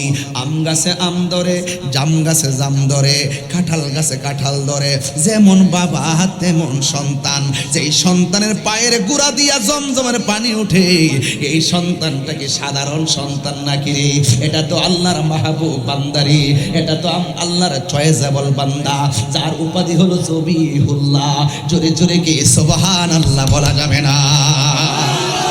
আমি আলোচনা একদম গুছাইয়া ফেলতেছি, বুঝার জন্য বলছি। এবার ইব্রাহিম আলাইহিস সালাম বলে, হুজুর এখানে আছেন, হুজুর কথা ঠিক আছে না আমার? ইন্নি আরা, অবশ্যই আমি দেখেছি, ফিল মানামি, স্বপ্নে যুগে, আন্নি, অবশ্যই আমি, আসবাহুকা, তোমাকে জবাই করেছি, ফানজুরু মাজা তারা, এই ব্যাপারে তোমার মতামত কি? এই ব্যাপারে তোমার মতামত কি? মাজা তারা, এই ব্যাপারে তোমার মতামত কি? যেমন বাবা যেমন সন্তান, সন্তান ডাক দিয়ে বলেন, ইয়া আবাতি ফাআল মা তুমারু সাতাজিদুনি ইনশাআল্লাহু মিনাস সাবিরিন। সন্তান ডাক দিয়া বলেন, ইয়া আবাত, হে আমার আব্বা, ইফআল, আপনি করুন, মা তুমার, যা আপনি আদিষ্ট হয়েছেন, সাতাজিদুনি, অবশ্যই আপনি আমাকে পাবেন, ইনশাআল্লাহু মিনাস সাবিরিন, আমাকে ধৈর্যশীলদের অন্তর্ভুক্তি পাবেন। সন্তান রাজি, এবার বাপেও তো রাজি, দুইজনে সুন্দর করে কমিটমেন্টে রাজি হয়ে গেল। এবার ইব্রাহিম আলাইহিস সালাম হাজারের ডাক দিয়া কয়, হাজারা, সন্তানটারে সাজায়া দাও, দাওয়াত খাইতে যাবো। জোরে কোন সুবহানাল্লাহ। এই দিক দিয়ে ঘর থেকে বের হয়ে গেল, আর শয়তান আসছে হাজারার কাছে, হাজারা গো, কাক তোমার সন্তান কই নিয়ে যায় তুমি জানো নি? কয় কোথায় নিয়ে যায়? তোমার স্বামী তোমার সন্তানটারে জবাই করে দিব। হাজারা বলে মরদুদ শয়তান দূর হ। এবার শয়তান ব্যর্থ হয়ে গেছে, এবার চলে গেছে হযরত ইসমাঈল আলাইহিস সালামের কাছে। এ পোলা, তুমি কোথায় যাও জানো নি? তোমার বাবা তোমার জবাই করবে। কই অসুবিধা নাই, আমি রাজি। এরপরে কে তোমার বাবা তোমার জবাই করবে, তুমি যাও না। এবার শয়তানকে এমন ভাবে কঙ্কর নিয়া নিক্ষেপ করলেন। একবার মারলেন, দুইবার মারলেন, তিনবার মারলেন, মারতে মারতে 7 বার মারলেন। আল্লাহ কয় আমার পছন্দ হয়েছে, মাইটটা বড় পছন্দ হয়েছে, হাজেরার দুধটা বড় পছন্দ। বুঝছেন, ভসটা কিন্তু একটা ইমানি পাগলামি, কথা বলেন ঠিক না বেটে? পাগলকে পাগল বলিও না, সব পাগল পাগল না। পাগলকে পাগল বলিও না, সব পাগল পাগল না। কিছু পাগলে মন আছে, যারা আল্লাহ নবীর প্রেমে দেওয়ানা, যারা আল্লাহ নবীর প্রেমে দেওয়ানা। জোরে জোরে কি আল্লাহু আকবার বলা যাবে না? হায় রে ও পটিয়ার বাবা, ও কালারপুরের বন্ধু, পশ্চিম থানা মহিরার বাবা, কি দিয়া ওয়াজ বুঝাইতাম। আল্লাহ কয় বড় পছন্দ হইছে, কয় কিয়ামত পর্যন্ত ওহো জানে वाले हाजी, जब जाओ तुम मदीना, दरबारे मुस्तफा में मेरा सलाम कहना। सुभान अल्लाह कहना रे। वो जाने वाले हाजी जब चाहो तुम मदीना, जब चाहो तुम मदीना, दरबारे मुस्तफा में मेरा सलाम कहना। হোসে যাইবা আমি আমার আম্মারে নিয়ে গেছিলাম ওয়াজে উমরায়। যখন গেছিলাম ওই জায়গাতে আম্মা এখন বড় ফাত্তর লইয়া লইয়া যে পিডি ডায়াবেটিস কারণে লড়তে পারে না, হাডুর মধ্যে বেদনা, এই জায়গার মধ্যে যাইয়া কংক্রিট লইয়া লইয়া দৌড় মাইরা মাইরা একটা ইডা মারে। এবার কিছুক্ষণ পরে কই ফাত্তর তো না, এই মন্ডাল জুতা দিয়া ইডা মারতাম শয়তানের কপাল।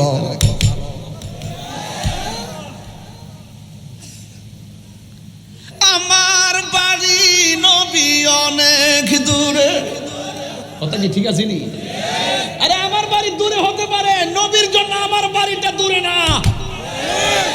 আমার বাড়ি নবী অনেক দূর, রেখেছো তুমি মোরে পাগল করে। আমার বাড়ি নবী অনেক, আহা রেখেছো তুমি মোরে পাগল করে। হৃদয় দিয়ে ডাকি অকাতরে, জানি না কবে করব কদম বুঝি। ও মায়ার নবী গো, ও প্রিয় নবী গো, বলো ও মায়ার নবী গো, ও প্রিয় নবী গো। জোরে জোরে কি আল্লাহু আকবার বলা যাবে না? আমার আশিকি ভাই কি করে জানেননি? কইতাম নি আমি কবে যাব রোজার কিনারে। ওই দিন আমি ফোন দিছিলাম, কইছি ভাই এবার কোন গজলটা লিখবেন, তাকদা লিখকে আনেন, শূন্য মনটা জ্বালাটা নিবাইতাম। আমি কবে যাব রোজার কিনারে। যাইতে চান কারা কারা হাত তুলে না গেলে একটু হাত লড়াই কন। আমি কবে যাব রোজার কিনারে, রোজার পাশে গিয়ে আমি, রোজার পাশে গিয়ে আমি দেখিব নয়নে ভরে। আমি কবে যাব রোজার কিনারে, বলে না আমি কবে কিনারে। আমার আশিকে ভাই নীরবে কয়, রাত্রি যখন শুইতে যাই নবীকে খোঁজে বেড়াই। রাত্রি যখন শুইতে যাই নবীকে খোঁজে বেড়াই। চোখের জলে বুক ভাসে নবীর দিদারের আশায়। কবে যাব সোনার মদিনায়, কবে যাব সোনার মদিনায়। জোরে জোরে কে আল্লাহু আকবার বলা যাবে না? পৃথিবীর প্রথম গোর কোরআনেতে বাঁকা, বন্ধুর নামের মিম দ্বারা করেছো মাক্কা। আল্লাহ আল্লাহ আল্লাহ আল্লাহ আল্লাহ লা ইলাহা ইল্লাল্লাহ। যেথায় লক্ষ কোটি হাজিদের মিলনে মেলা, লাব্বাইক লাব্বাইক বলে লা শারিকা লাহ। যেথায় লক্ষ কোটি হাজিদের প্রেম মেলা, লাব্বাইক লাব্বাইক বলে লা শারিকা লাহ আল্লাহু আল্লাহু আল্লাহ আল্লাহু আল্লাহু আল্লাহু আল্লাহ বলুন আল্লাহু আল্লাহু আল্লাহ আল্লাহু আল্লাহু লা ইলাহা ইল্লাল্লাহ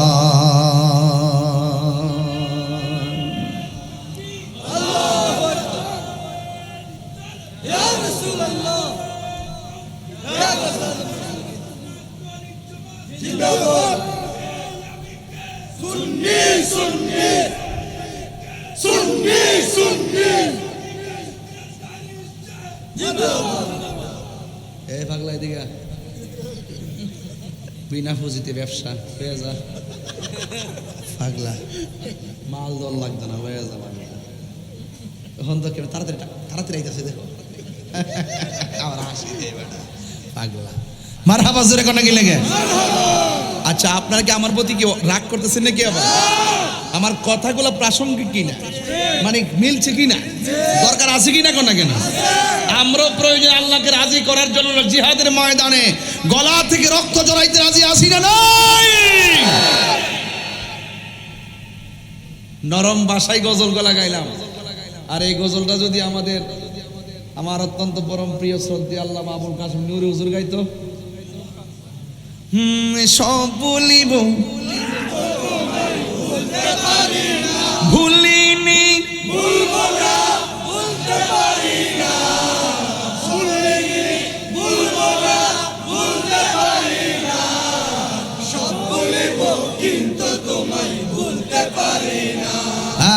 সব বলিব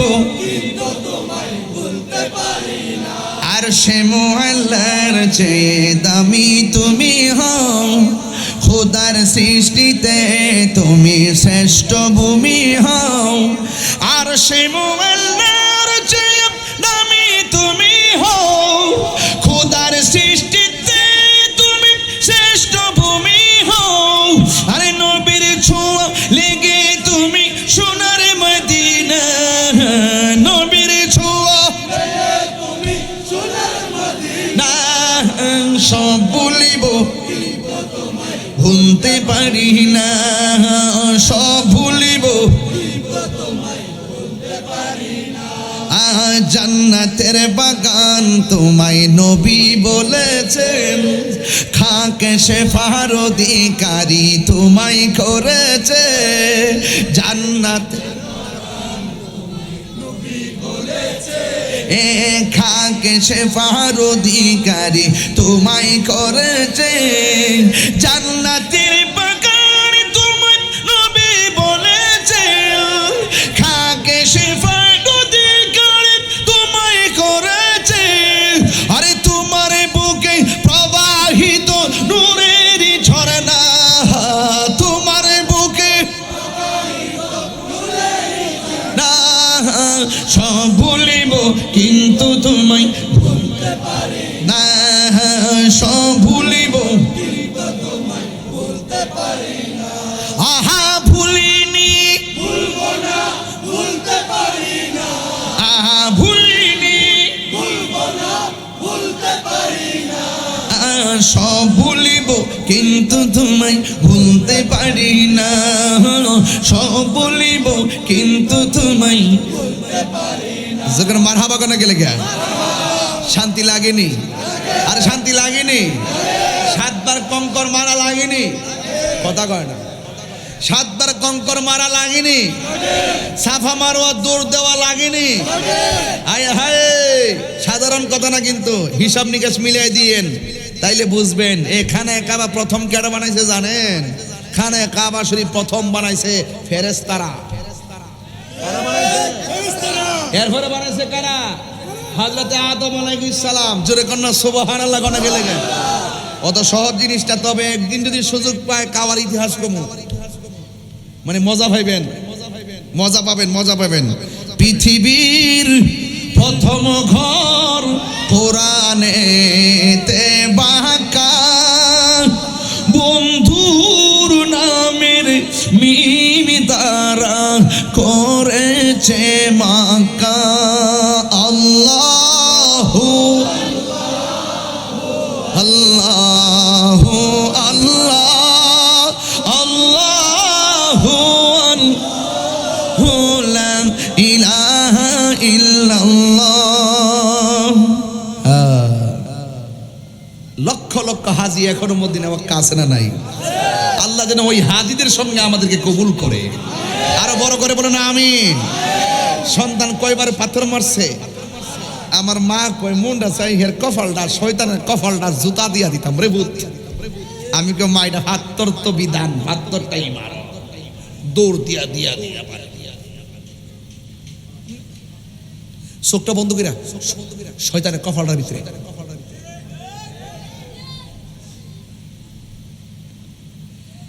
এই শয়তানরে শুনেন শুনেন।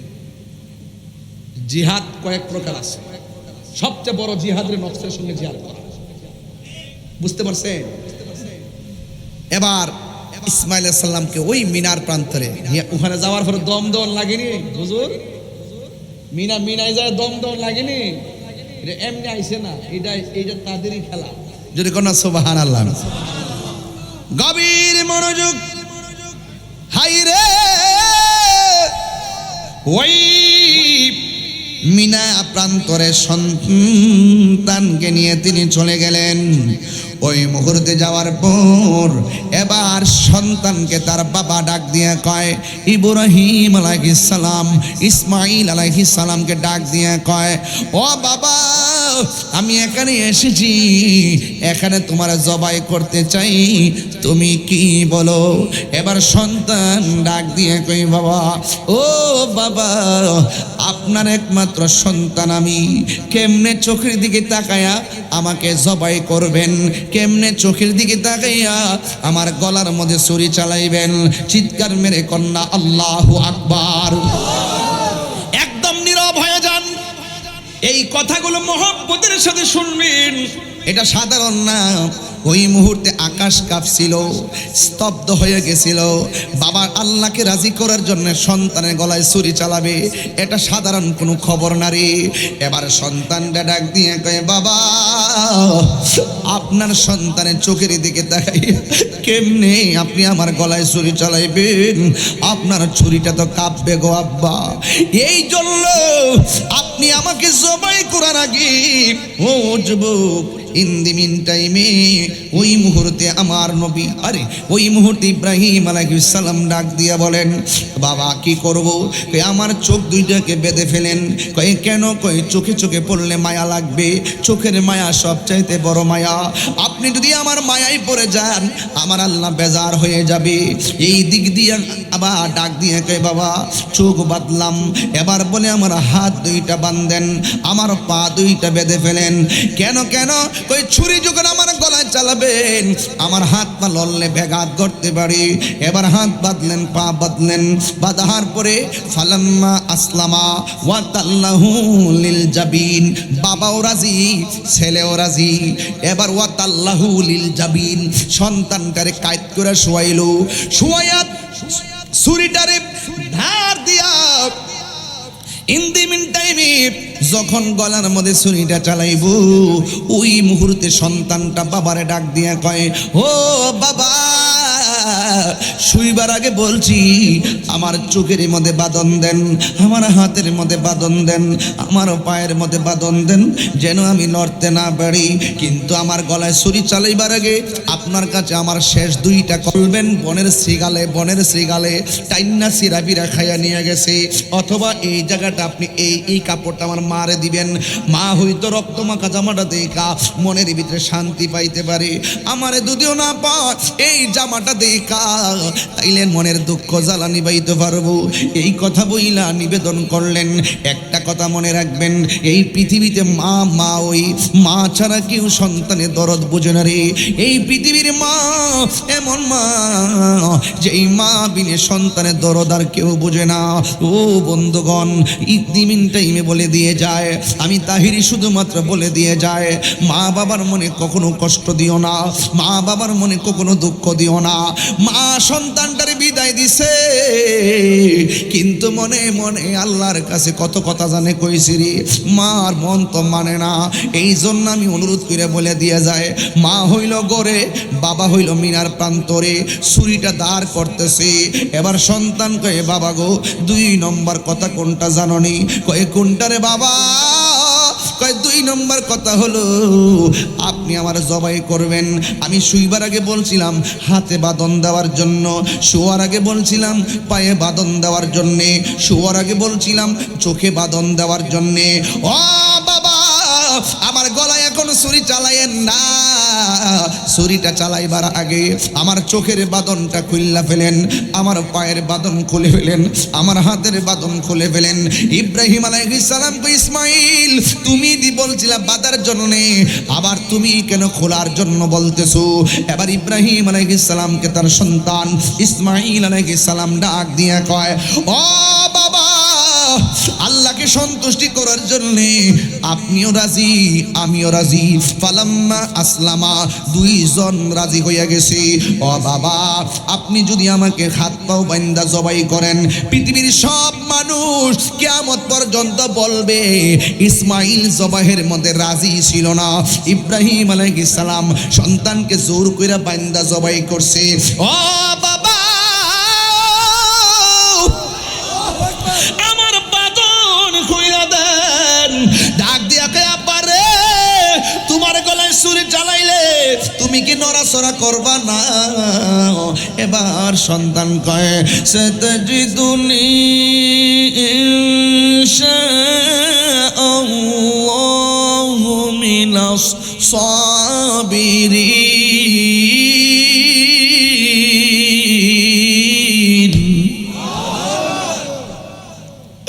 ও বাবা,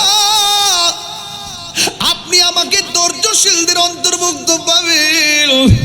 ফালাম্মা আসলামা ওয়া তাল্লাহু লিল জাবিন। ফালাম্মা আসলামা ওয়া তাল্লাহু লিল জাবিন।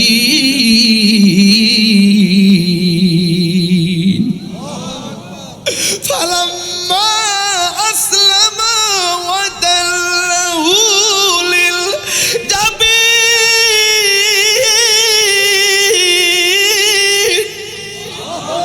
আসমান কাঁপতেছে। আল্লাহ কয়, জিবরাইল তুই কই রে? জিবরাইল আলাইহিস সালাম দুনিয়ার জমিনে কয়েকবার দ্রুত গতিতে আসছে, কয়েকবার। একবার আসছে কোন সময় জানেননি? ইউসুফ আলাইহিস সালামকে তার 10 ভাই ষড়যন্ত্র কইরা কুয়ার মধ্যে যখন ফেলাই দিয়েছিল, চোখটুক বাইন্দা। আল্লাহ বলে, জিবরাইল রে, দ্রুত যা, আমার ইউসুফ কুয়ার নিচে পড়ার আগে তোর পাখাটা কুয়ার নিচে বিছায়া দে। ঠিক আছে না কথাগুলো? একটা কথা কিন্তু লোকাল কথা বলছি না, বোঝার জন্য বলছি। এরপরে 2 নম্বরটা পরেরটা বলি। আমার নবী, আপনার নবী যখন উহুদের জমিনে দন্ত মোবারক বাংলা শের মুবারকের ভিতরে হেলমেট ঢুকে গেল, রক্ত মুবারকটা বাড়তে বাড়তে দাড়ি মুবারকের মাথার মধ্যে, মাথা মুবারক থেকে রক্ত মুবারকটা যখন পড়ে গেছে, আল্লাহ বলে, জিবরাইল রে তুই কই রে? আমার বন্ধু রক্ত মুবারকটা সরে গেছে, মাটিতে পড়ার আগে তোর হাতের মধ্যে নে, কারণ এই ফোঁটা যদি জমিনে পড়ে কিয়ামত পর্যন্ত এই জমিনে কোনো গাছপালা হবে না। আল্লাহু আকবার কোন কেন? এবার বুঝেন কত দ্রুত গতিতে আসছে। এরপর আরেকটা দ্রুত গতিতে হলো, ইব্রাহিম আলাইহিস সালাম যখন সন্তানটারে কাইত করে শোয়া দিল, ওই মুহূর্তে আমার আল্লাহ জিব্রাইলকে ডাক দিয়ে জিব্রাইল রে, বাবা তার সন্তানের গলার মধ্যে ছুরিটা ঢুকাই দিব। এবার যখন ছুরিটা লাগাইলো, লাগানোর আগেই আল্লাহ ডাক দিয়ে কয়, জিব্রাইল বেহেশতের মধ্যে যাই রে, যাই একটা দুম্বালো, যা যা ইব্রাহিম নবীর কাছে চলে যা। আর এই দিক দিয়ে ইব্রাহিম আলাইহিস সালাম সন্তানের গলার মধ্যে দেখ কাম হয় না, লাগে হয় না। এ ছুরি পাথরের মধ্যে টাচ করলে পাথর দুই ভাগ হয়ে যা, তুই ইসমাইলের গলার মধ্যে লাগস না কেন? আপনি আমারে কইতাছেন লাগবার লাগাই একবার, আর উপর থেকে আমারে কয় খবরদার বন্ধুর গলায় লাগা যাবে না। তিনবার করে আল্লাহু আকবার।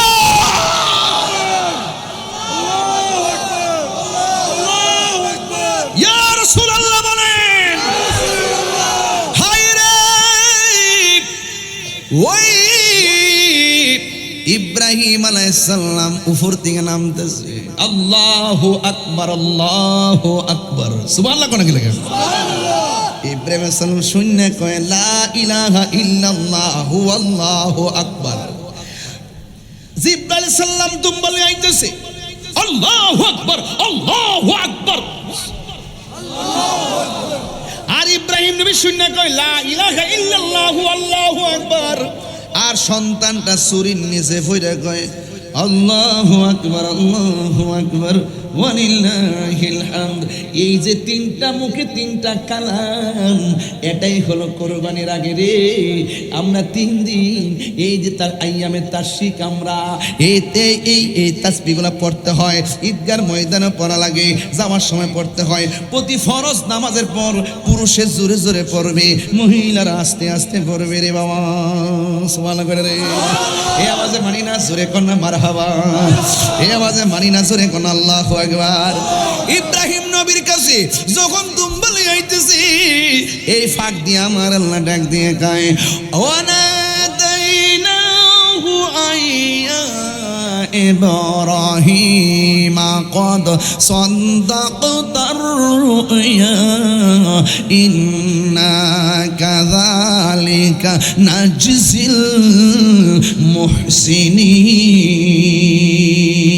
المحسنين। আর জোরে জোরে কোন আল্লাহু আকবার। আল্লাহ ডাক দিয়ে ওয়ানাদাইনাহু আইয়া ইব্রাহিম, ও ইব্রাহিম কদ সাদ্দাক্তার রুয়া, তুমি যা স্বপ্নে দেখছো আমি আল্লাহ কবুল করে ফেলেছি। ইন্না কাযালিকা নাজজিল মুহসিনিন, এইভাবে আমি আল্লাহ আমার মুহসিন বান্দাদেরকে, প্রেমিক বান্দাদেরকে প্রতিদান দিয়ে থাকি। ও ইব্রাহিম, এই দুম্বাটা জবাই করো।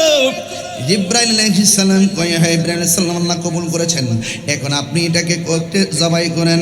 এবার দুম্বাটা জবাই করলেন, উপর দিকে আওয়াজ এসে গেল, ইব্রাহিম আমার হাজারা না তুমি কই আইছো, দাওয়াত খাইতে যাইতেছো। এখন দাওয়াত খাইতে যাইয়া বাড়িতে যাওয়ার পরে আমার হাজারা যদি বলে তোমরা বাপ ছেলে খাই আইছো, আমার জন্য কি রাখছো, কি জবাব দিবা আমার হাজারার কাছে? এই দুম্বাটা জবাই করবা, গোশতটারে 3 ভাগ করবা, 1 ভাগ নিজে খাইবা, আর 1 ভাগ আত্মীয় স্বজন দিবা, আর 1 ভাগ গরিবের মধ্যে বিতরণ কইরা দিবা। চিৎকার মাইরা কি আল্লাহু আকবার বলা যাবে না? খবরদার, খবরদার, সাবধান, সামনে কোরবানি। আল্লাহ খোদার দোহাই দিয়া কই, মানুষকে দেখাইবার জন্য পশু কিনবেন না। সদ্রি বাড়ির বেড়া 3 লাখ দিয়ে কিনছে, আমি 6 লাখ দিয়ে না কিনলে কি হয় নাকি? আমি দুবাই প্রবাসী। এই মুন্সিবাড়ির বেড়া 6 লাখ দিয়ে কিনছে, আমি 8 লাখ না দিয়া কিনলে কি হয় নাকি? আমি লন্ডন প্রবাসী। এইরকম প্রতিযোগিতা করা যাবে না। প্রতিযোগিতা হবে একজনের কাছে। বলা হয়েছে গরুটা পশুটা সুন্দর দেখতে কিনো, ভালো করে কিনবেন, প্রয়োজনে 10 লাখ দিয়ে কিনেন, কোনো আপত্তি নাই, কিন্তু মানুষকে দেখাইবার জন্য নয়। পশুটা ক্রয় করবেন একমাত্র আল্লাহর সন্তুষ্টির জন্য। ঘরের দরজার মধ্যে ভিক্ষুক আসে, এইভাবে হাত পাতে দমক মারেন, হাড্ডিগুলা দেন, আর বাকিগুলা সব ফ্রিজের ভিতরে হান্দাই দেন।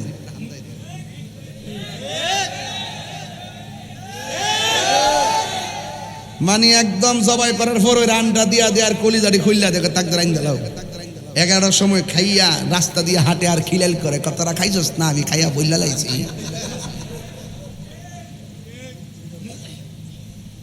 সঠিক না কথাটা আপনার দরকার ছিল আপনার সমাজের গরিবের নাকের ভিতরে আপনার গোশতের আপনার বাড়ির রান্নার পাকানো গোশতের গ্রান যাওয়ার আগে আপনার দরকার ছিল ওই গরিবের ঘরে আপনি গোশতটা পৌঁছে দিয়ে সমান তালে আনন্দ ভাগ করা কথা বলা ঠিক কিনা গজব পড়ব গজব সাবধান আল্লাহর ওয়াস্তে বলে দিয়ে যায় কোনো বৈষম্য করা যাবে হুকুম কার রাসূল বলতেছেন কুরবানির পশুর গায়ের মধ্যে যতটা পশম থাকে সেই পরিমাণ নেকি আল্লাহ পাক কুরবানি দেনওয়ালাকে দান করবে সুবহানাল্লাহ এখন প্রশ্ন হলো হুজুর সুদ করুন লোকে কুরবানি করন যাইবনি সুদখোর মহাজন সুদখোর সুদখোর গত 2.5 বছর কোনো মৌলবী ডরে ও সুদের ওয়াজ করছে না একমাত্র তাহিরি সারা আমেরিকাতে কেডা মইরা জায়গা হে বেড়ার মৃত্যুবার্ষিকীর সুখ বার্তা জানায় আর আমার হামে 400 বাচ্চা মরে গেছে হসপিটালে দেখবার লাগো কেউ জানা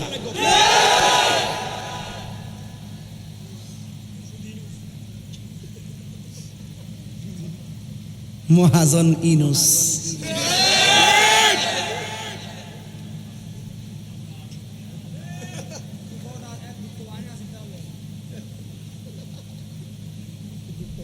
আমার জীবনে বহুত মানুষ দেখছি অভিনয় সেরা রে কান্দার বান করে চোখে পানি পড়ে না এমন কথা কো আমার ছাত্ররা ব্রেন্ডারে ওয়াশ করায়া দেশটারে 52 হাত তলে নিয়ে বইছে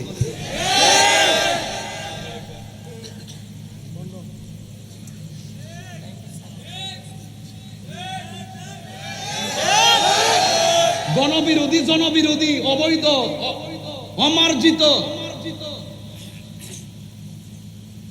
চুক্তি কইরা দেশটারে 12টা বাজাইতেছে এ আবার চুরি করছে চুরি কইরা নির্বাচনে 3 দিন আগে ও আমেরিকার সাথে শুকরের মাংস এখন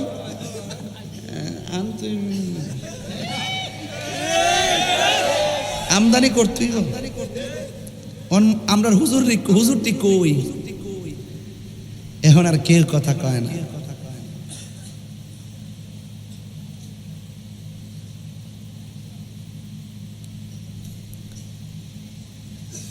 শুকর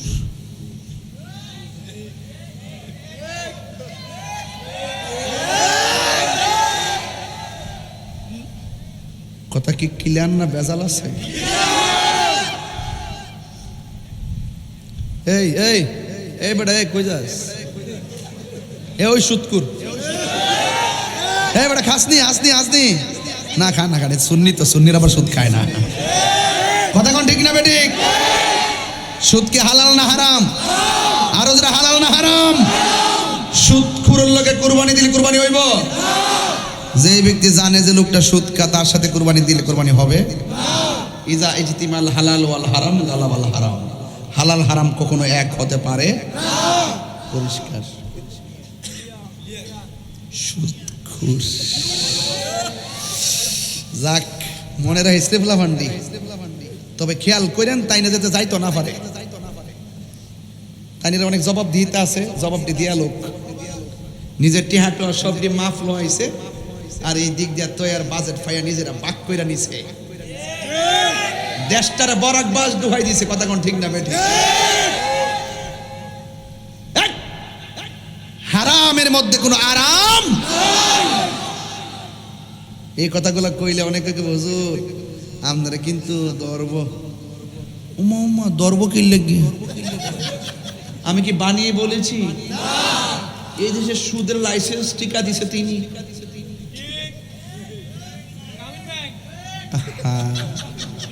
আর আমার পটিয়ার ইসলামী ব্যাংকের আমার পোলা পান্ডিরে অযথা ষড়যন্ত্র কইরা তাদেরকে চাকরি থেকে বের করে দিয়েছে। কথা বলেন।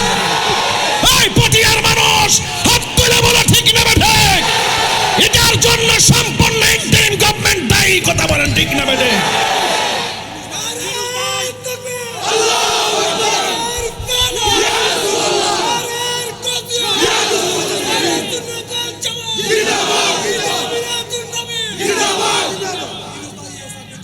আমার ফুলাফান্ডিরে চাকরি ফিরিয়ে দিতে হবে ইনশাআল্লাহ। আমি আবারও বলে রাখছি, এই সমস্ত খণ্ড খণ্ড কষ্ট যখন মানুষের পেটে যখন কষ্ট দেওয়া হয়, মানুষের উপর যখন বেইনসাফি করা হয়, মানুষের বুকে যখন লাথি দেওয়া হয়, অন্যায়ভাবে কারোর উপর যদি অবিচার করা হয়, এই অভিশাপ আপনাদের লাগবে। কথা বলেন ঠিক না বেঠে?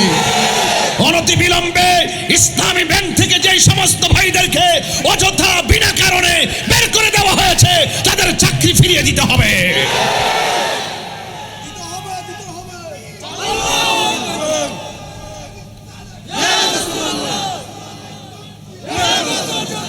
যাক, আর বেশি বললাম না, তবে কথা একটা বইলা যায়। স্টেজে উঠছি, 2 ঘন্টার উপরে বসছি এখানে, প্রায় 2.5 ঘন্টা। কিরে কত? আরে মাত্র 1 ঘন্টা হয়েছে। তাহলে আমি যে হুজুর সময় যে বইয়ের সিটিকে আমার সময় না। আমি বলছি স্টেজে উঠছি, আমি বয়ান করছি কইছি না তো। আমি যে বসেছি হুজুরের পাশে আমি 35 মিনিট বসছি, তো এটা তো আমার সময়ের অন্তর্ভুক্ত। যে মারহাবা জোরে কর। যাই হোক, আমাকে অনেক দূরে যেতে হবে। আমার পোলাপান্ডি কই? পোলাপান্ডি কই? এ ডাক দিলে পাওয়া যাইবনি? এই মাঠে পাওয়া যাইবনি? ইনশাআল্লাহ পাওয়া যাইব তো? আল্লাহ কবুল করুক, আমিন কোন। সুন্নিদেরকে দেশের হাল ধরতে হবে, সুন্নিদেরকে ধর্মের হাল ধরতে হবে। কথা বলেন ঠিক না বেঠিক? অপশক্তির কবল থেকে দেশকে বাঁচাতে হবে। ইনুস সাহেব তো বাংলাদেশের কেউ না। ওনার একটা মেয়ে দেখছি গান গান, কে গান গান, আমার শরম লাগছে এটা হইন না। নামটা কত সুন্দর, নামটা কত সুন্দর। এখন তার আক্রমণ থেকে বাঁচবার লেগে সব মানুষ দোয়া ইউনুস পড়তেছে।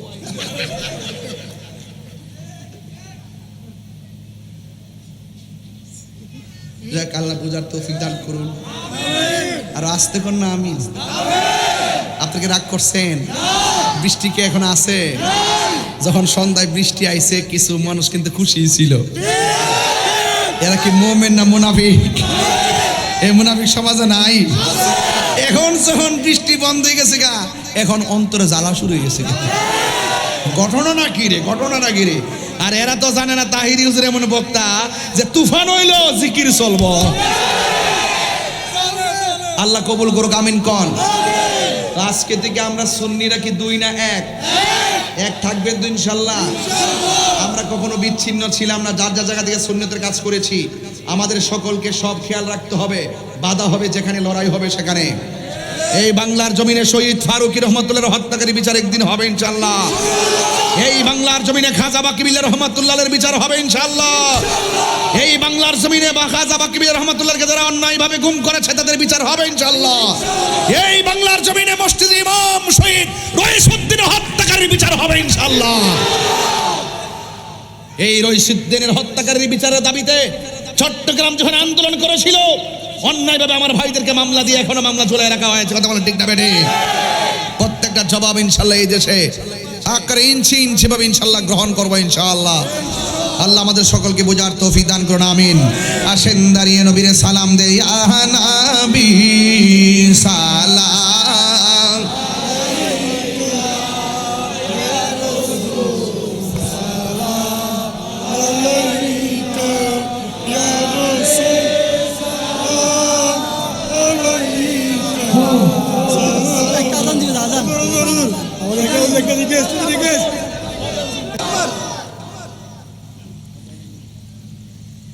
أشهد أن لا إله إلا الله أشهد أن محمدا رسول الله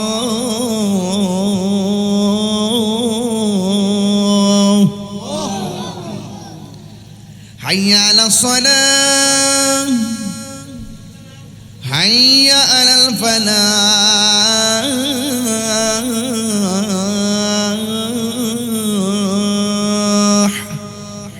এটা দিছি মক্কা মদিনার আজান আর কি। আর আমারটা যেটা দেই এটা তো দন লাগবে, এটা বাংলাদেশি আজান, ঠিক না বেটি? একটু ওই যে ইকু দো, ইকু ইকু ইকু বুঝো, বুঝে না? হ্যালো হ্যালো হইছে না তো, পাতলা করে লিখছে, রিবাব দো 1 2 3 এরকম। আল্লাহু আকবার আল্লাহু আকবার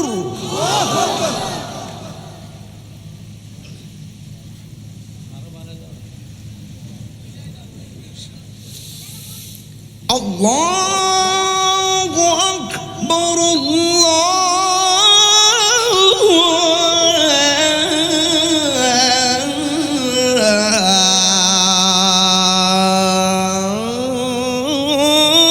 আল্লাহু আকবার।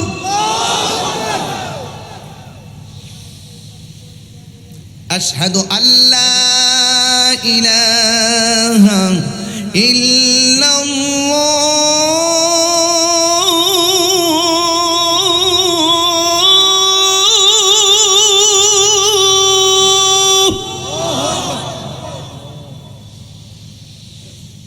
আশহাদু আল্লা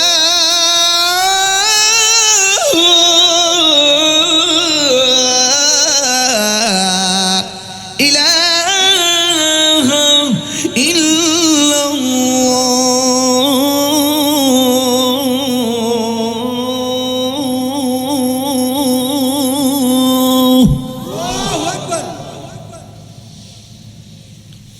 আশহাদু আন্না মুহাম্মাদান রাসূলুল্লাহ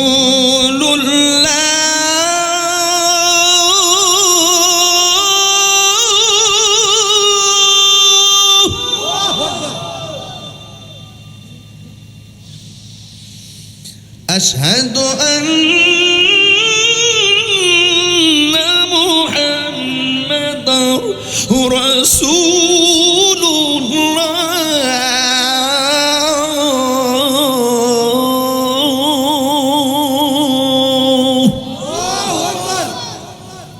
এখন আল্লাহু আকবারটা সবচাইতে বেশি জোরে হবে। এই ডাক্তার উসিলায় যেন আল্লাহ পাক কবর আযাব মাফ করে দেয়। রাজি আসেনি সবাই? হাইয়া আলাস সালাহ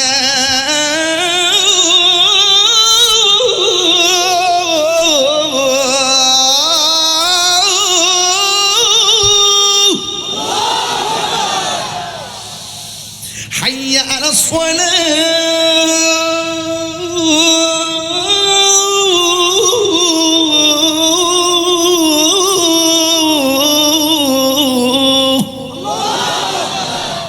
সকলে বলি আলহামদুলিল্লাহ।